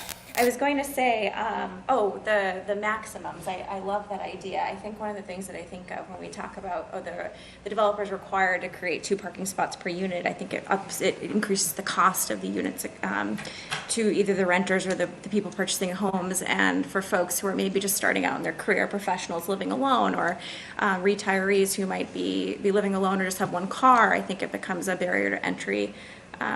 When you're talking about the cost of that unit. But I also just wanted to, I know it was brought up earlier, like we're creating this potential zoning for an area that's already super congested. I live in East Milton. I agree that it is, somewhat congested. I think, though, I just wanted to get some clarification because I believe Josh mentioned earlier that the intention of this, and correct me if this is not correct, but the intention is to kind of get back some control where we know that over time some development's going to happen, especially with 40B, with a growing population. And so in putting forth something that the residents somewhat feel comfortable with, that at least you're gaining a little bit control back from what might be something like a very large-scale 40B. And just on top of that, I'll just add to that it was residents of East Milton who came to the planning board years ago who asked for this work to be done.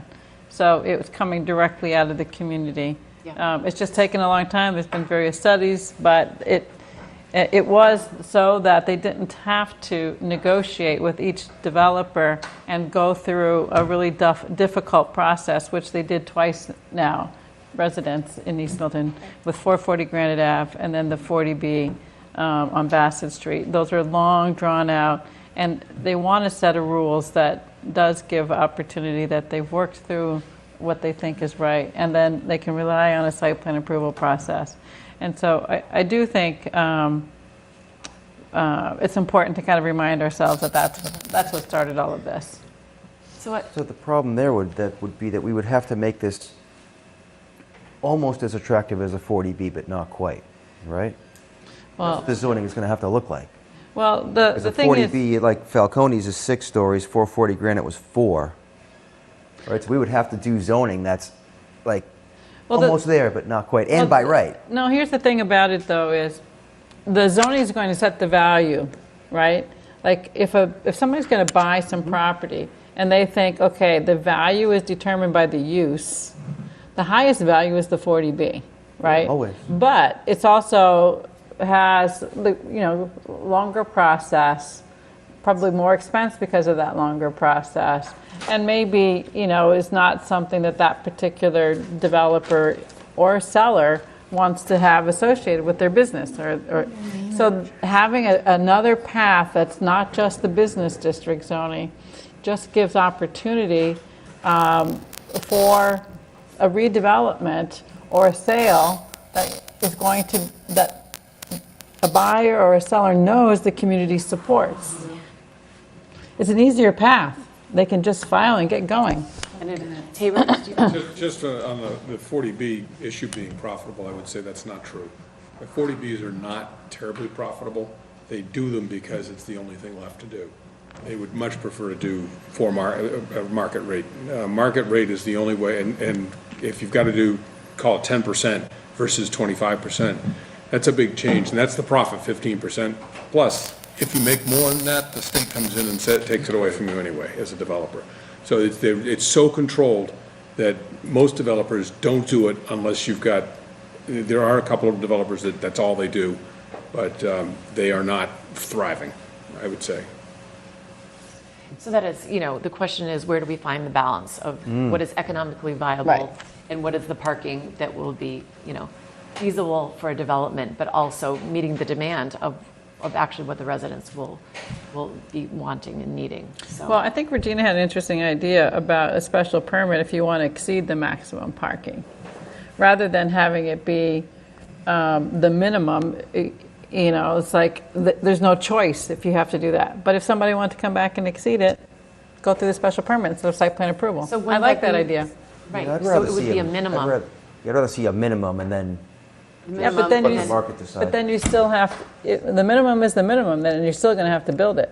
So like if you... It's a 1 spot per unit, let's say. Well, is the bare minimum I would then you'd have to get a variance if you wanted to do less. It still doesn't address the I think it would issue. be easy to get a variance to do less. Can I ask your opinion, just to understand your point of view? Why would you prefer the minimum with variance for more versus a maximum with a variance? So I think it would be way harder to get more parking. The way the climate's going, the way the attitude is towards cars. And I feel that cars are very important. I mean, we're forgetting the fact that not everyone's healthy.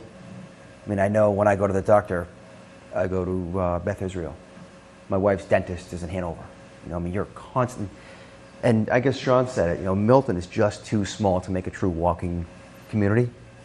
And my experience has been most people want, if you're living with your boyfriend or girlfriend or partner or your family, there's at least 2 cars per unit.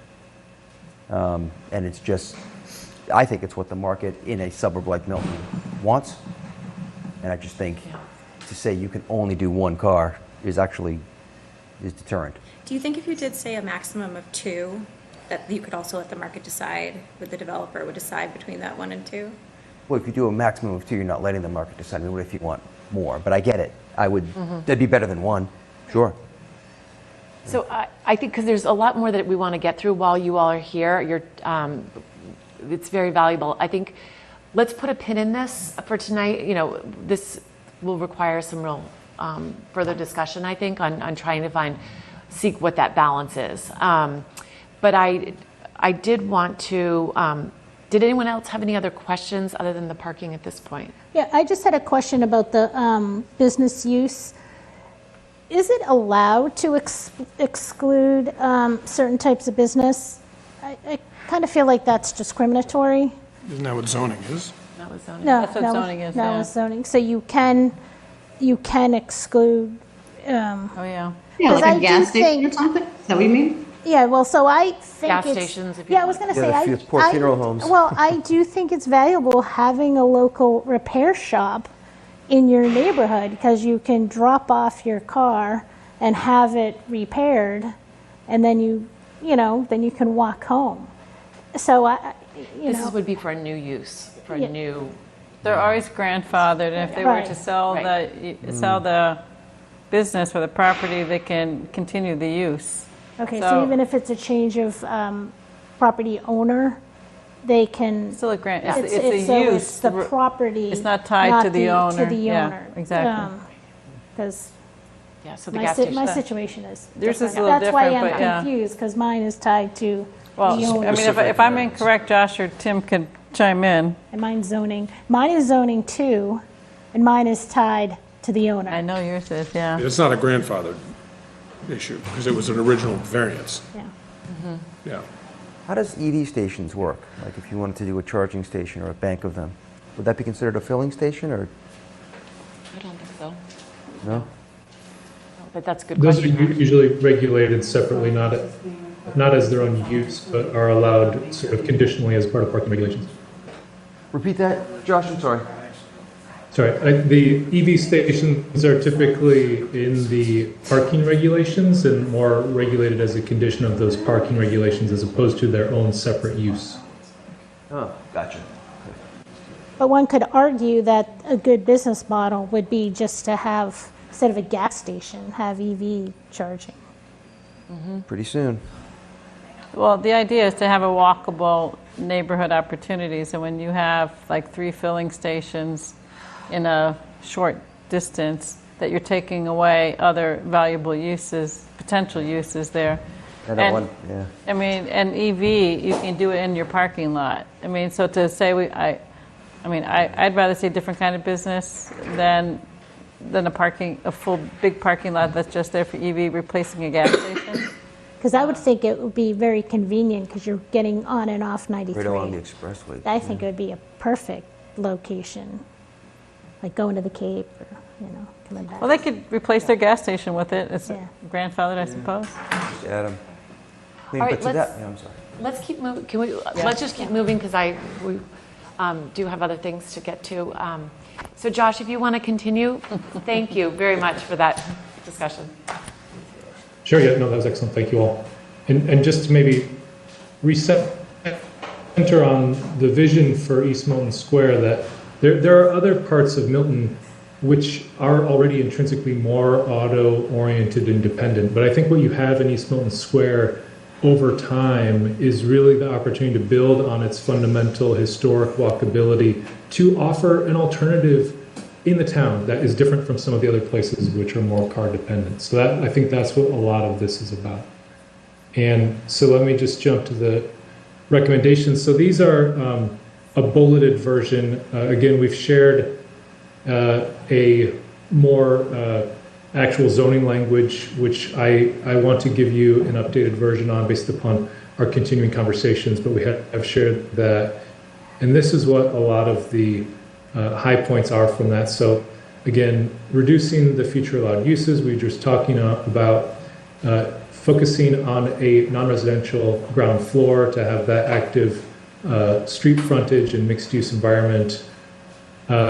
Expanding where it makes sense and where it's possible the public realm, so thinking about where sidewalks might be more narrow and they could benefit from expanding, having more opportunities for outdoor seating and the like, and then respecting and sort of being careful about abutting residential uses and how the setbacks relate to that context. A 3-story mixed use height by right, I think that is a core feature, and if nothing else, like if this process results in a simple zoning change in which that is the sole warrant article component, I think that is actually valuable to take to town meeting to provide that pathway forward for something possibly to work and provide that opportunity. 10% minimum open space, thinking about preservation and adaptive reuse of some of those important structures. Design standards are integrated into the language that we've proposed and kind of work off of the model established with the Milton Village zoning, requiring between 12 and 15% affordability depending on the scale of the development by unit size. And then also, we've just talked a lot about the parking, but I think parking is an important issue and somehow providing that flexibility, whether it's through a higher max. I like each of the ideas, you know, a higher maximum, a maximum with the ability to have more through a special permit. That's an interesting idea, or reducing the minimum. I think each of those are better than the current requirements, and then allowing shared parking reductions where that can be proven to the board's satisfaction. And then requiring traffic and parking impact analyses and mitigation. But I'll just make the point again that I think that a single property redeveloping in East Milton Square is not producing, will not be producing the traffic problem that people are already troubled by and concerned with. So I think that it, you know, how, I don't know how, at what level of service the intersections in East Milton Square are, to be honest, but the amount of traffic that would be generated by one of these new investments in mixed-use development in the square are not moving you from level B to level C in terms of how an intersection is performing. It's the throughput that's occurring through the square is quite large, and this would be a small proportion of that. And then just to kind of show the consistency with where this has all started from, these were the high-level recommendations from the Looking Forward process. So establish a new mixed-use district as an overlay. That is our proposed approach. Expanding the business district, we did propose that, as you saw in the initial boundary that we were talking about. It might not be as well supported as we would like. We think that's a very solid approach. The East Milton, or the Looking Forward study, talked about establishing sub-districts. Because we have landed on and are being responsive to community feedback regarding the height and staying at 3 stories, I don't think there's as much room to do sub-districts or other calibration based upon location exactly. So they were, in this study, talking about potentially in some locations increasing that height. And we have tested that idea and are drawing back from it because of the reaction that we've gotten. They talked about reducing or eliminating parking requirements. So we are, again, drawing back somewhat from those recommendations. And I think, as some of the comments have alluded to in the previous conversation just a moment ago, I feel like we are being as flexible as possible to try to get a meaningful set of zoning changes that could possibly be approved at town meeting, while also being very conscious of, as was suggested, providing a package which is not meaningful because it's not going to change toward a more viable pathway for future redevelopment. I think that the types of changes that we are talking about are meaningful, but the more we're trying to be accommodating and listen. I feel like we've throughout this process brought forward what I think is some very compelling and interesting data points to help support the recommendations we're making. And it's always pointed out to us that there's some sort of fundamental flaw or issue with the data that we brought forward. So we're trying to listen to that feedback and be responsive, but also trying to hold on to those fundamental recommendations that will make sense for the town in the future, East Milton Square. And then also allowing mixed use by site plan review, that last bullet, which is, I think, one of our fundamental and key points here. And that is a difference that's of some significance to move from special permit or a special approval process through the ZBA to a site plan approval. That's quite significant. So to help fortify the zoning language recommendations, which are sometimes more difficult to decipher and to see the justification behind, we talked with Tim and think it's a great idea to prepare a companion memo that would cover many of the same points or information or diagrams and data that we brought forward throughout this process, but put it together in a summarized format that is organized in the same way that the zoning bylaw, the proposed zoning bylaw is organized, so that that accompanying support and justification is there for the types of things that we're proposing.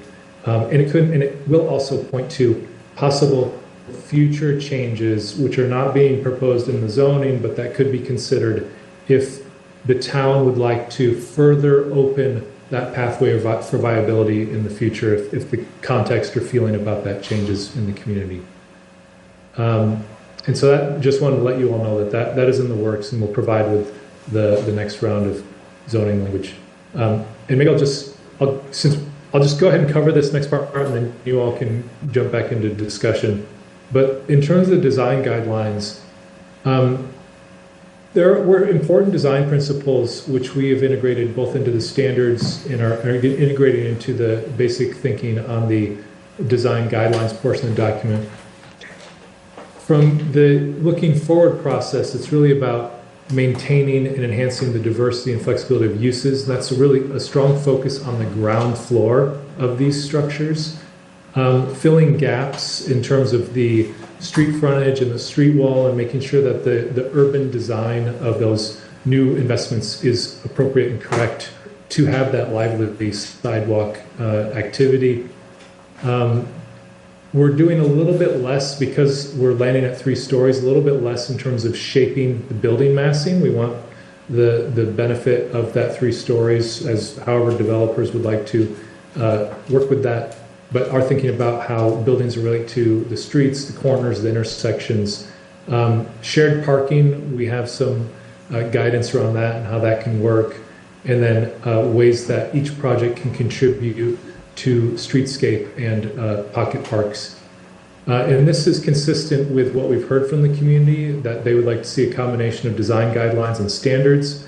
We have, again, standards which are proposed in the language with the zoning, and then also the design guidelines are comprehensive and following a model of that which was established by the Milton Village design guidelines. And so you see, in terms of design standards, these are what are included in the proposed zoning language now already.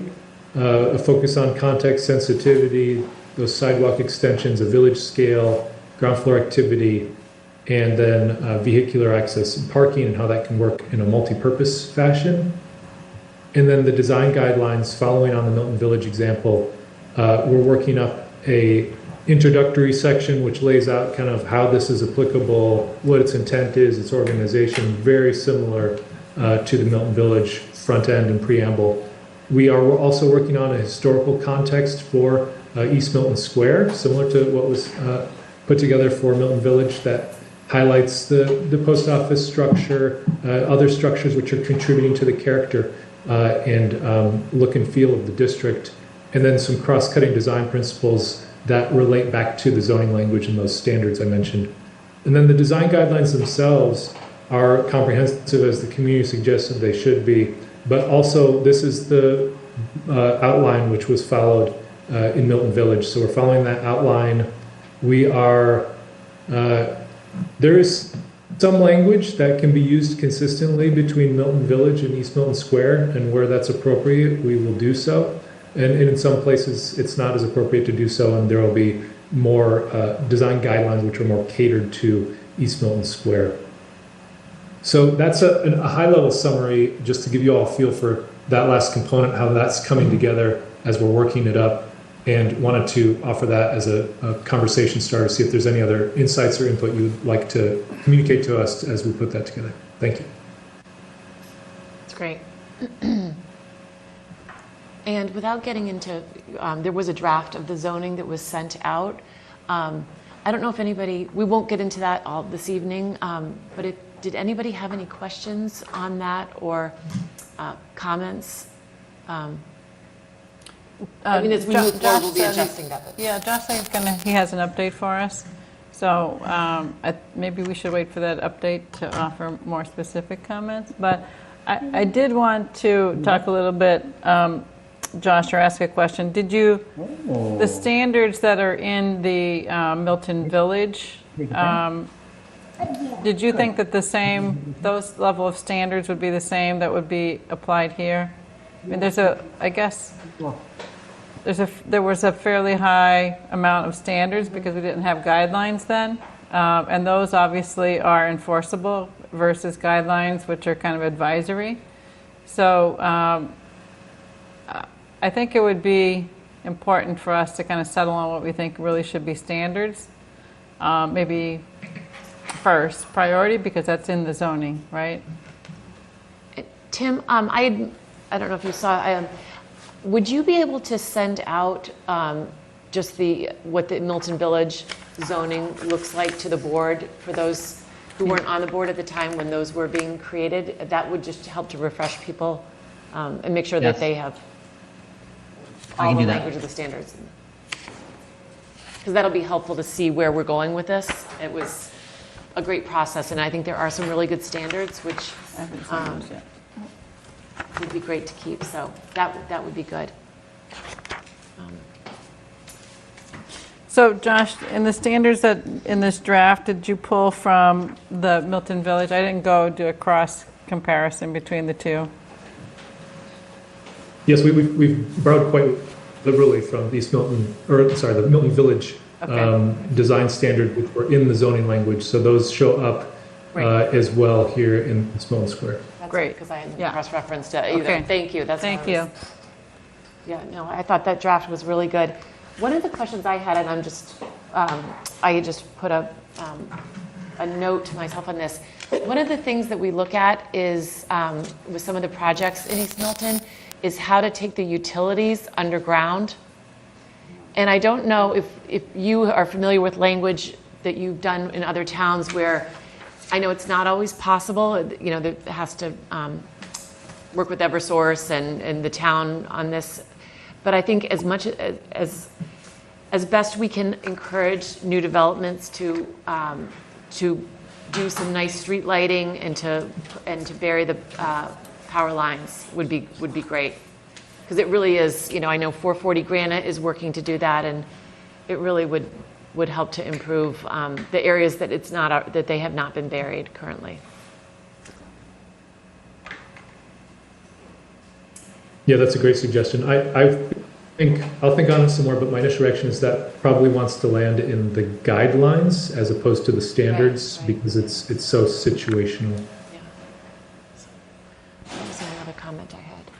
A question. Yeah. Was there any consideration given to designating specific historic properties versus the year 1940? Just thinking that there could be the potential for having properties that might not be the look and feel of East Milton, or where we want East Milton to be. There is language in the zoning saying that if it is not, if you don't feel like that it's appropriate that be preserved, that's the discretion of the planning board. We were pretty careful about the date as well, and did look at buildings relative to that date, and chose it to get, I think, to have it capture, I think, the properties that have been considered as historically significant in the conversations we've heard. I think, and I have to double check here, but I believe in Milton Village, we did give opportunity to waive a specific standard if the board felt that would, and I think that's still a good idea. And I think it's in there. Okay, yeah.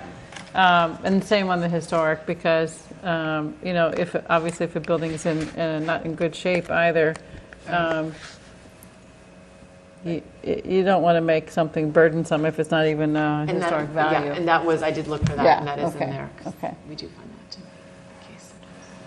Okay, all right, great. Anything else from any other members? I would just say that if MPIC members are interested, that the revised draft that we haven't yet received, that can be circulated to members if you'd like to also review it.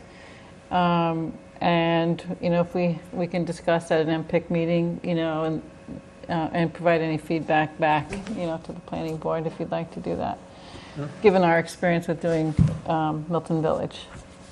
Okay? Yeah, This is great, though. Thank you for having us. And Yeah, thanks for joining us. so I will ask for a motion to adjourn the Master Plan Implementation Committee. Happy to make that motion. Second. Okay, and I do believe we still have Roxanne, so we'll have to do a roll call vote. So Elaine, Yes. Dick, Yes. Tabor, Yes. Roxanne. Roxanne was not here. Okay, and Regina had to leave. She messaged me, and yes, for me as well. So thanks, MPIC members. Thank you. Thank you. Enjoy your evening. Thank you all. Thank you. Okay. We have two quick things. Thanks, Josh. We do have our, Tim, and I don't know what the board members think. Well, I guess we can go, we have 95 Dexter and then the discussion on the letter, which should be very quick items. So I guess we'll stay with this. Meredith, if it's possible, and it's all your call, we do have JT Keller from UTEAL here, who has a relatively brief presentation relative to. That's what I some was wondering, if we specific- wanted to let him, go, because rather than that's keeping our fine. consultants on. If that's okay with the other members, let's do that. That's great. Welcome, JT. I just promoted him to panelist. He'll be here in a brief Okay, second. great.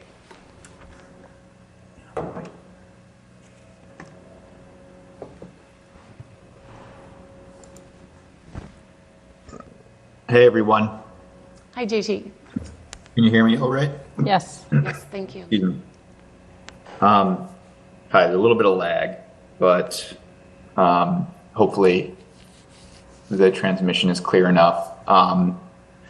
So I wanted to check in and update you all with the calculations that were requested last time we connected. And so I can just run through those with you very briefly. Great, yeah. Get everybody on the same page. So let me share my. Before you do, go forward, Tim, the UTEAL slides from the last meeting, I don't believe were circulated to the board after the meeting. Were they posted on the website, though, in the MBTA section? Hold on a minute, I'm checking.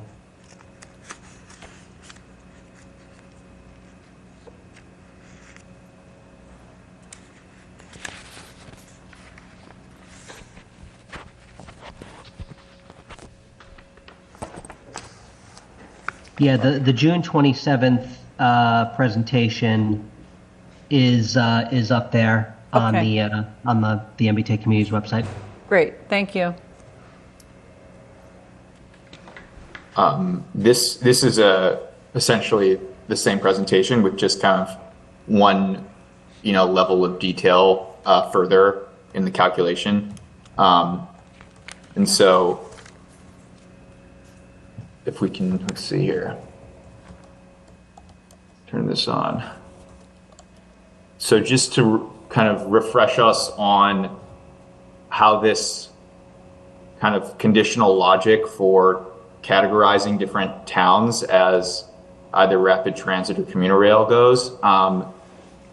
The current designation of Milton is rapid transit because, they've calculated 100 acres of developable land within half a mile of rapid transit stations. And so the reason I wanted to reiterate that is because this helps us answer a question we had last week about how those calculations are made, whether or not, what developable station area actually means, and if that includes, commuter rail station area when you are calculating a rapid transit station area community, or if it is singular to the specific type of MBTA service, right? And so, just to run through this really quickly again, Milton falls into adjacent community because, if you were to hypothetically say that, it's not a transit station area, or there isn't a transit station within Milton, and therefore it does not have 100 acres of developable station area, then you go and you consider whether or not it has 100 acres of commuter rail station area. And, we've determined that is also no, which I'll go through in a second. And then, if that's a no, you check, the population density, and if it's, above a certain threshold, then you're an adjacent community, which, is where Milton would fall. And so, to that point, the definition of a rapid transit community is what we've just reiterated. And so that from that definition, commuter rail stations are not considered when, determining whether or not you're a rapid transit station. It's kind of like the first step. You just look at whether or not you have transit station area in your town. And if you don't have enough, if you don't meet the 100 acres, then you start, looking at the possible commuter rail acreage that's within the town. And so that's what we're doing right now, right? That's what was requested. I kind of follow up on it and take all the way to the end. Thank you. Yeah. Was there a question? Sorry. No, I just was saying thank you. Yes, this is what we were trying to get to. Yes. So yeah, that's the answer to that first question there.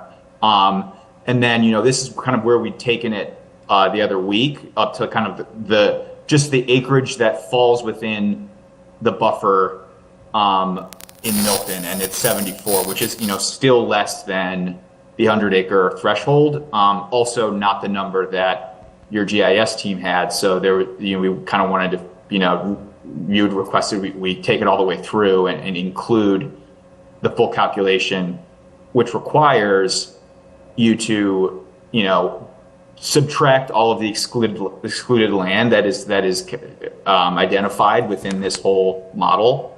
The MBTA or the Mass GIS provides all of this as kind of the rubric for following the model. And so these 3A guidelines, the compliance model identifies, 7 different types of land as excluded land. One being public rights of way, obviously, protected open space, all publicly owned land except for, portions of lots deemed developable, which is all included in the spatial data that Mass GIS provides in order to conduct these kind of calculations. Educational, institutional land, and then you have all of the natural resources, rivers, etc., all water bodies, wetlands, and then what are deemed wellhead protection, surface water supply protection areas. And so all of that are layers that that Mass GIS provides, and you just layer on top and then subtract from that station area. And so that leaves you with 36.5 acres of excluded land, and then you subtract that from the 74 gross, and that leaves only 37.5 acres of developable land within the commuter rail station area. And so this right here this shows kind of all the parcels that fall within that station area. These are all developable parcels. You'll see, like in the Fairmount station in the middle, this middle column map, there's like one parcel that is excluded, and that's probably because it's a school or something. I'm not sure, but based on the building footprint, it's some sort of institution, right? And so, yeah, these are all of the parcels that fall within the station area that would be developable. Again, it's far less than 100 acres. So, according to the 3A guidelines, you're not within, you wouldn't meet the hypothetical threshold for commuter rail. All right. Thank you, JT. Yeah. Any questions from any of the members? Is there anyone from the public who has any questions? I know we had a gentleman earlier. Tim, are there any hands up on this? Let me move my window. No hands. I would just ask that this be posted on the website. Yeah. As the update. Yeah, Tim, would you be able to make sure that this is posted? Will do. So does this mean we're realistically an adjacent community? We're not. Yes, we're not- I think, right. So like if we were to take, So you're not a commuter rail. If you're not transit, you're not a commuter rail, right? Right. So if you go back to the flow chart, sorry. yeah, can you stay on that Yeah. what the requirements for adjacent are? So the minimum land area at 50 acres in this category, is there also requirement for minimum sub-district area of 5 acres? The contiguous. Contiguous is 50. Yeah. Contiguous, right, so it still has those same requirements. But this, Tim had said to us a few meetings ago that now this can be any part of Milton, right? Because it's not tied to any rapid transit or commuter rail or anything. So this, as adjacent, it can be anywhere in Milton, right? Right. So the adjacent community doesn't have any sort of contiguity requirements. I'm sorry, it doesn't have any sort of proximity to station area requirements because it doesn't have station. And it still allows you to have an average density of 15 units an acre, not, so some yeah. could be more and some could be less again? Yeah, that's across the board. Okay. Yeah, for any MBTA community that's 15 acres averaged out across the districts.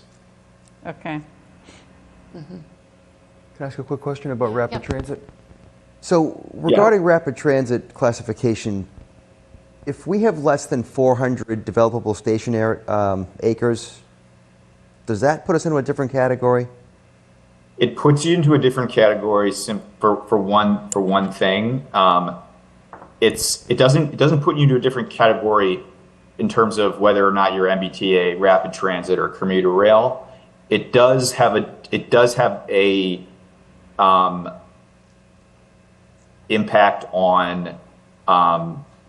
Let me confirm here. It does have an impact on the portion of multifamily zoning district that must be within the station area.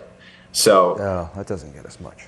Okay. Right. So it's like exactly. So there's all you need is 100 acres to be classified as rapid transit, but there are towns with 101 acres and there are towns with 850 acres of land within that area. And so, right, so like if you were on the lower end, you'd just have a less proportion of that requirement that would need to be in that proximity zone. So that's the only difference, and it would take you down from 50% to 40%. That's the only difference there. So, and I think last time you gave us a number, and I probably wrote it down, but I don't have it at my fingertips. It's 900 and some units of 981 zone. or something? 980. Yeah, and Yeah, I'm so sorry, you're. I thought it was 984, but it's Yep, it's about 984. Let me just take you back to that slide. 985. So yeah, your 2020 housing. It's based on your 2020 housing stock calculated by the 2020 census. So yeah, if you were adjacent community, that's 10% of your housing stock. So then the other housing thing, sorry. Yeah. Go ahead. Yeah, yeah, you guys are exactly right. 985. So just for the board's thinking, 985 divided by 50 acres, the minimum would be 20 units an acre. So we probably are looking at more than 50 acres of district, right? As we start thinking about that. Right. Okay. Right. Unless you're okay with that level of density. Yeah. Right. Beats the hell out of 25%. All right, that's terrific, JT. Thank you. That's really useful information just for our. Great. I'm glad to hear it. Yeah. I'm glad it was clear and we really appreciate effective, you, so. doing Of that course. work. Okay. Great. All right. So, seeing that it's 25 till 10, I am thinking rather than getting into all of our districts and maps tonight, we really will have next week to really focus on that. I almost rather put that to next week and then move to our other agenda items. Makes sense. Which should bring us to 10 o'clock. Yeah, makes sense. That sound good with everybody? So are we comfortable focusing, if we're moving forward, should we agree, or we're focused on creating a plan in line with being designated as an adjacent community?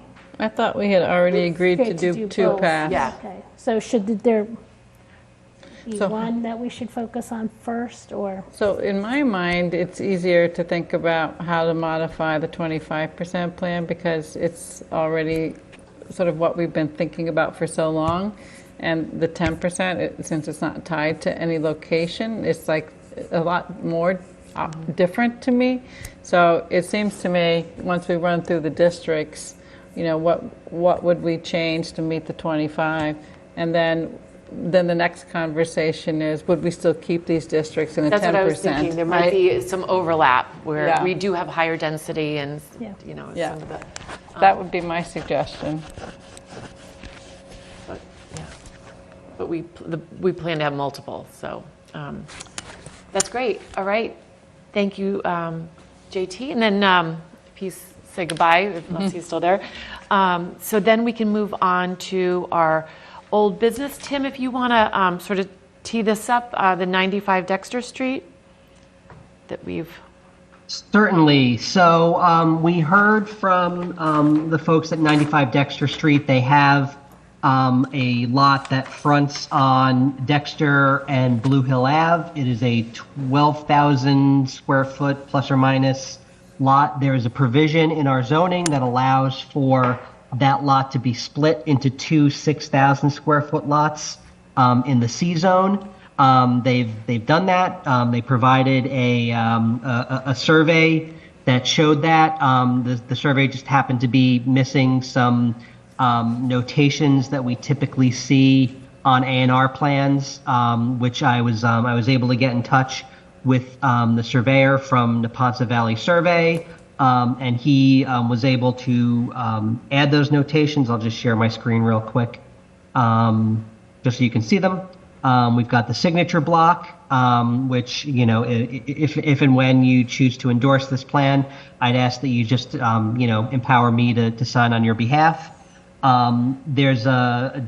And then the two notations: no determination of wetlands has been made or intended by planning board endorsement, and planning board endorsement does not reflect compliance with applicable zoning requirements. One of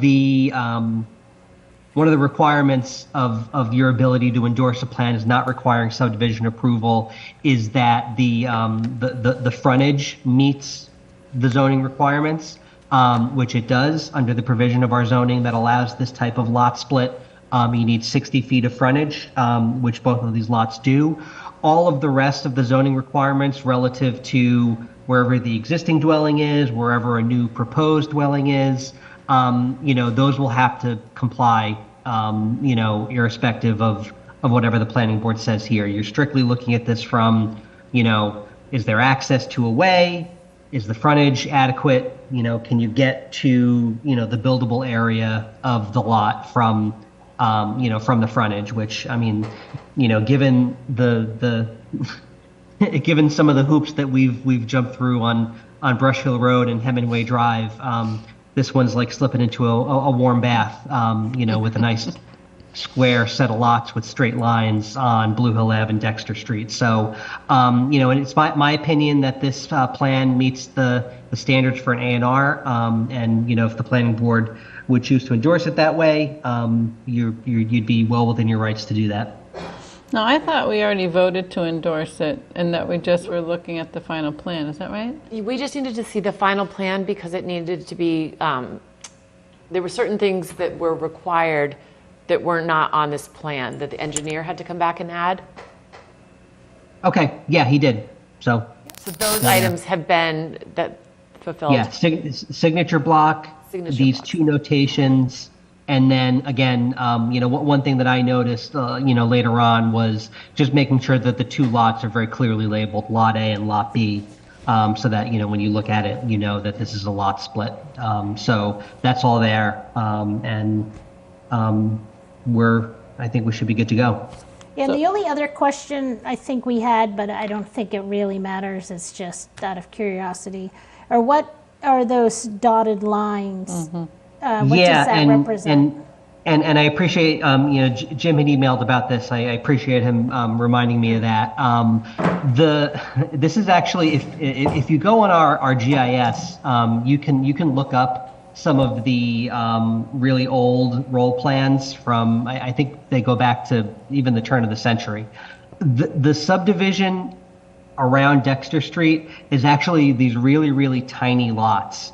And so what those dashed lines are actually showing you is this property is composed of actually 6 lots in common ownership. Gosh. Wow. And so those 6 lots have kind of gone, through the generations of ownership, together. They're all sold together. But those lines are there just so that if you are looking at this plan relative to the deed, that, when the deed says, these 6 lots, you can kind of see what they are. They're not labeled. They're not, they're not kind of reflective of anything. They're dashed because they're just kind of meant to be just kind of indicative of something, just so that if you're reading the deed, it makes sense. We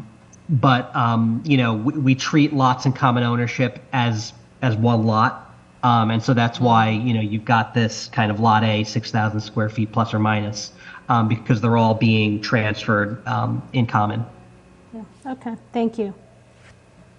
So then I guess the vote that we need to take is that this be the plan that we authorize Tim to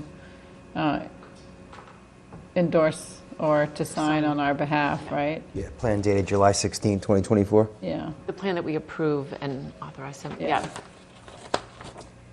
So Jim, you ready to make that motion? Sure. I'd like to make a motion to approve the A&R at 95 Dexter Street based on the revised plan dated July 16, 2024, with our planning director to sign on our behalf.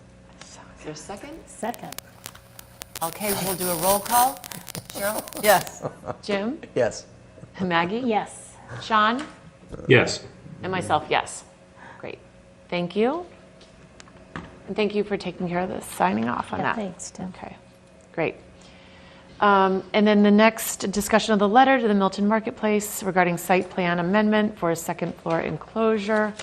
I looked it over. I thought it was a great letter. Tim, you did a good job drafting that. Excellent. Excellent. Agreed. And I would just ask for a motion that we authorize Tim to sign. Tim, would you like me to sign that because it was? Yeah, it'd be good if you could come in and sign it. I can come in and sign it. Yeah, I'll just drop in the office and sign that. So I'll make a motion to authorize, I guess, Meredith to sign on behalf of the board the draft letter to the Law Office of Michael Modestino regarding Milton Marketplace on behalf of the board. Okay, is there a second? Second. Okay, roll call on this. Sean, any discussion? Okay.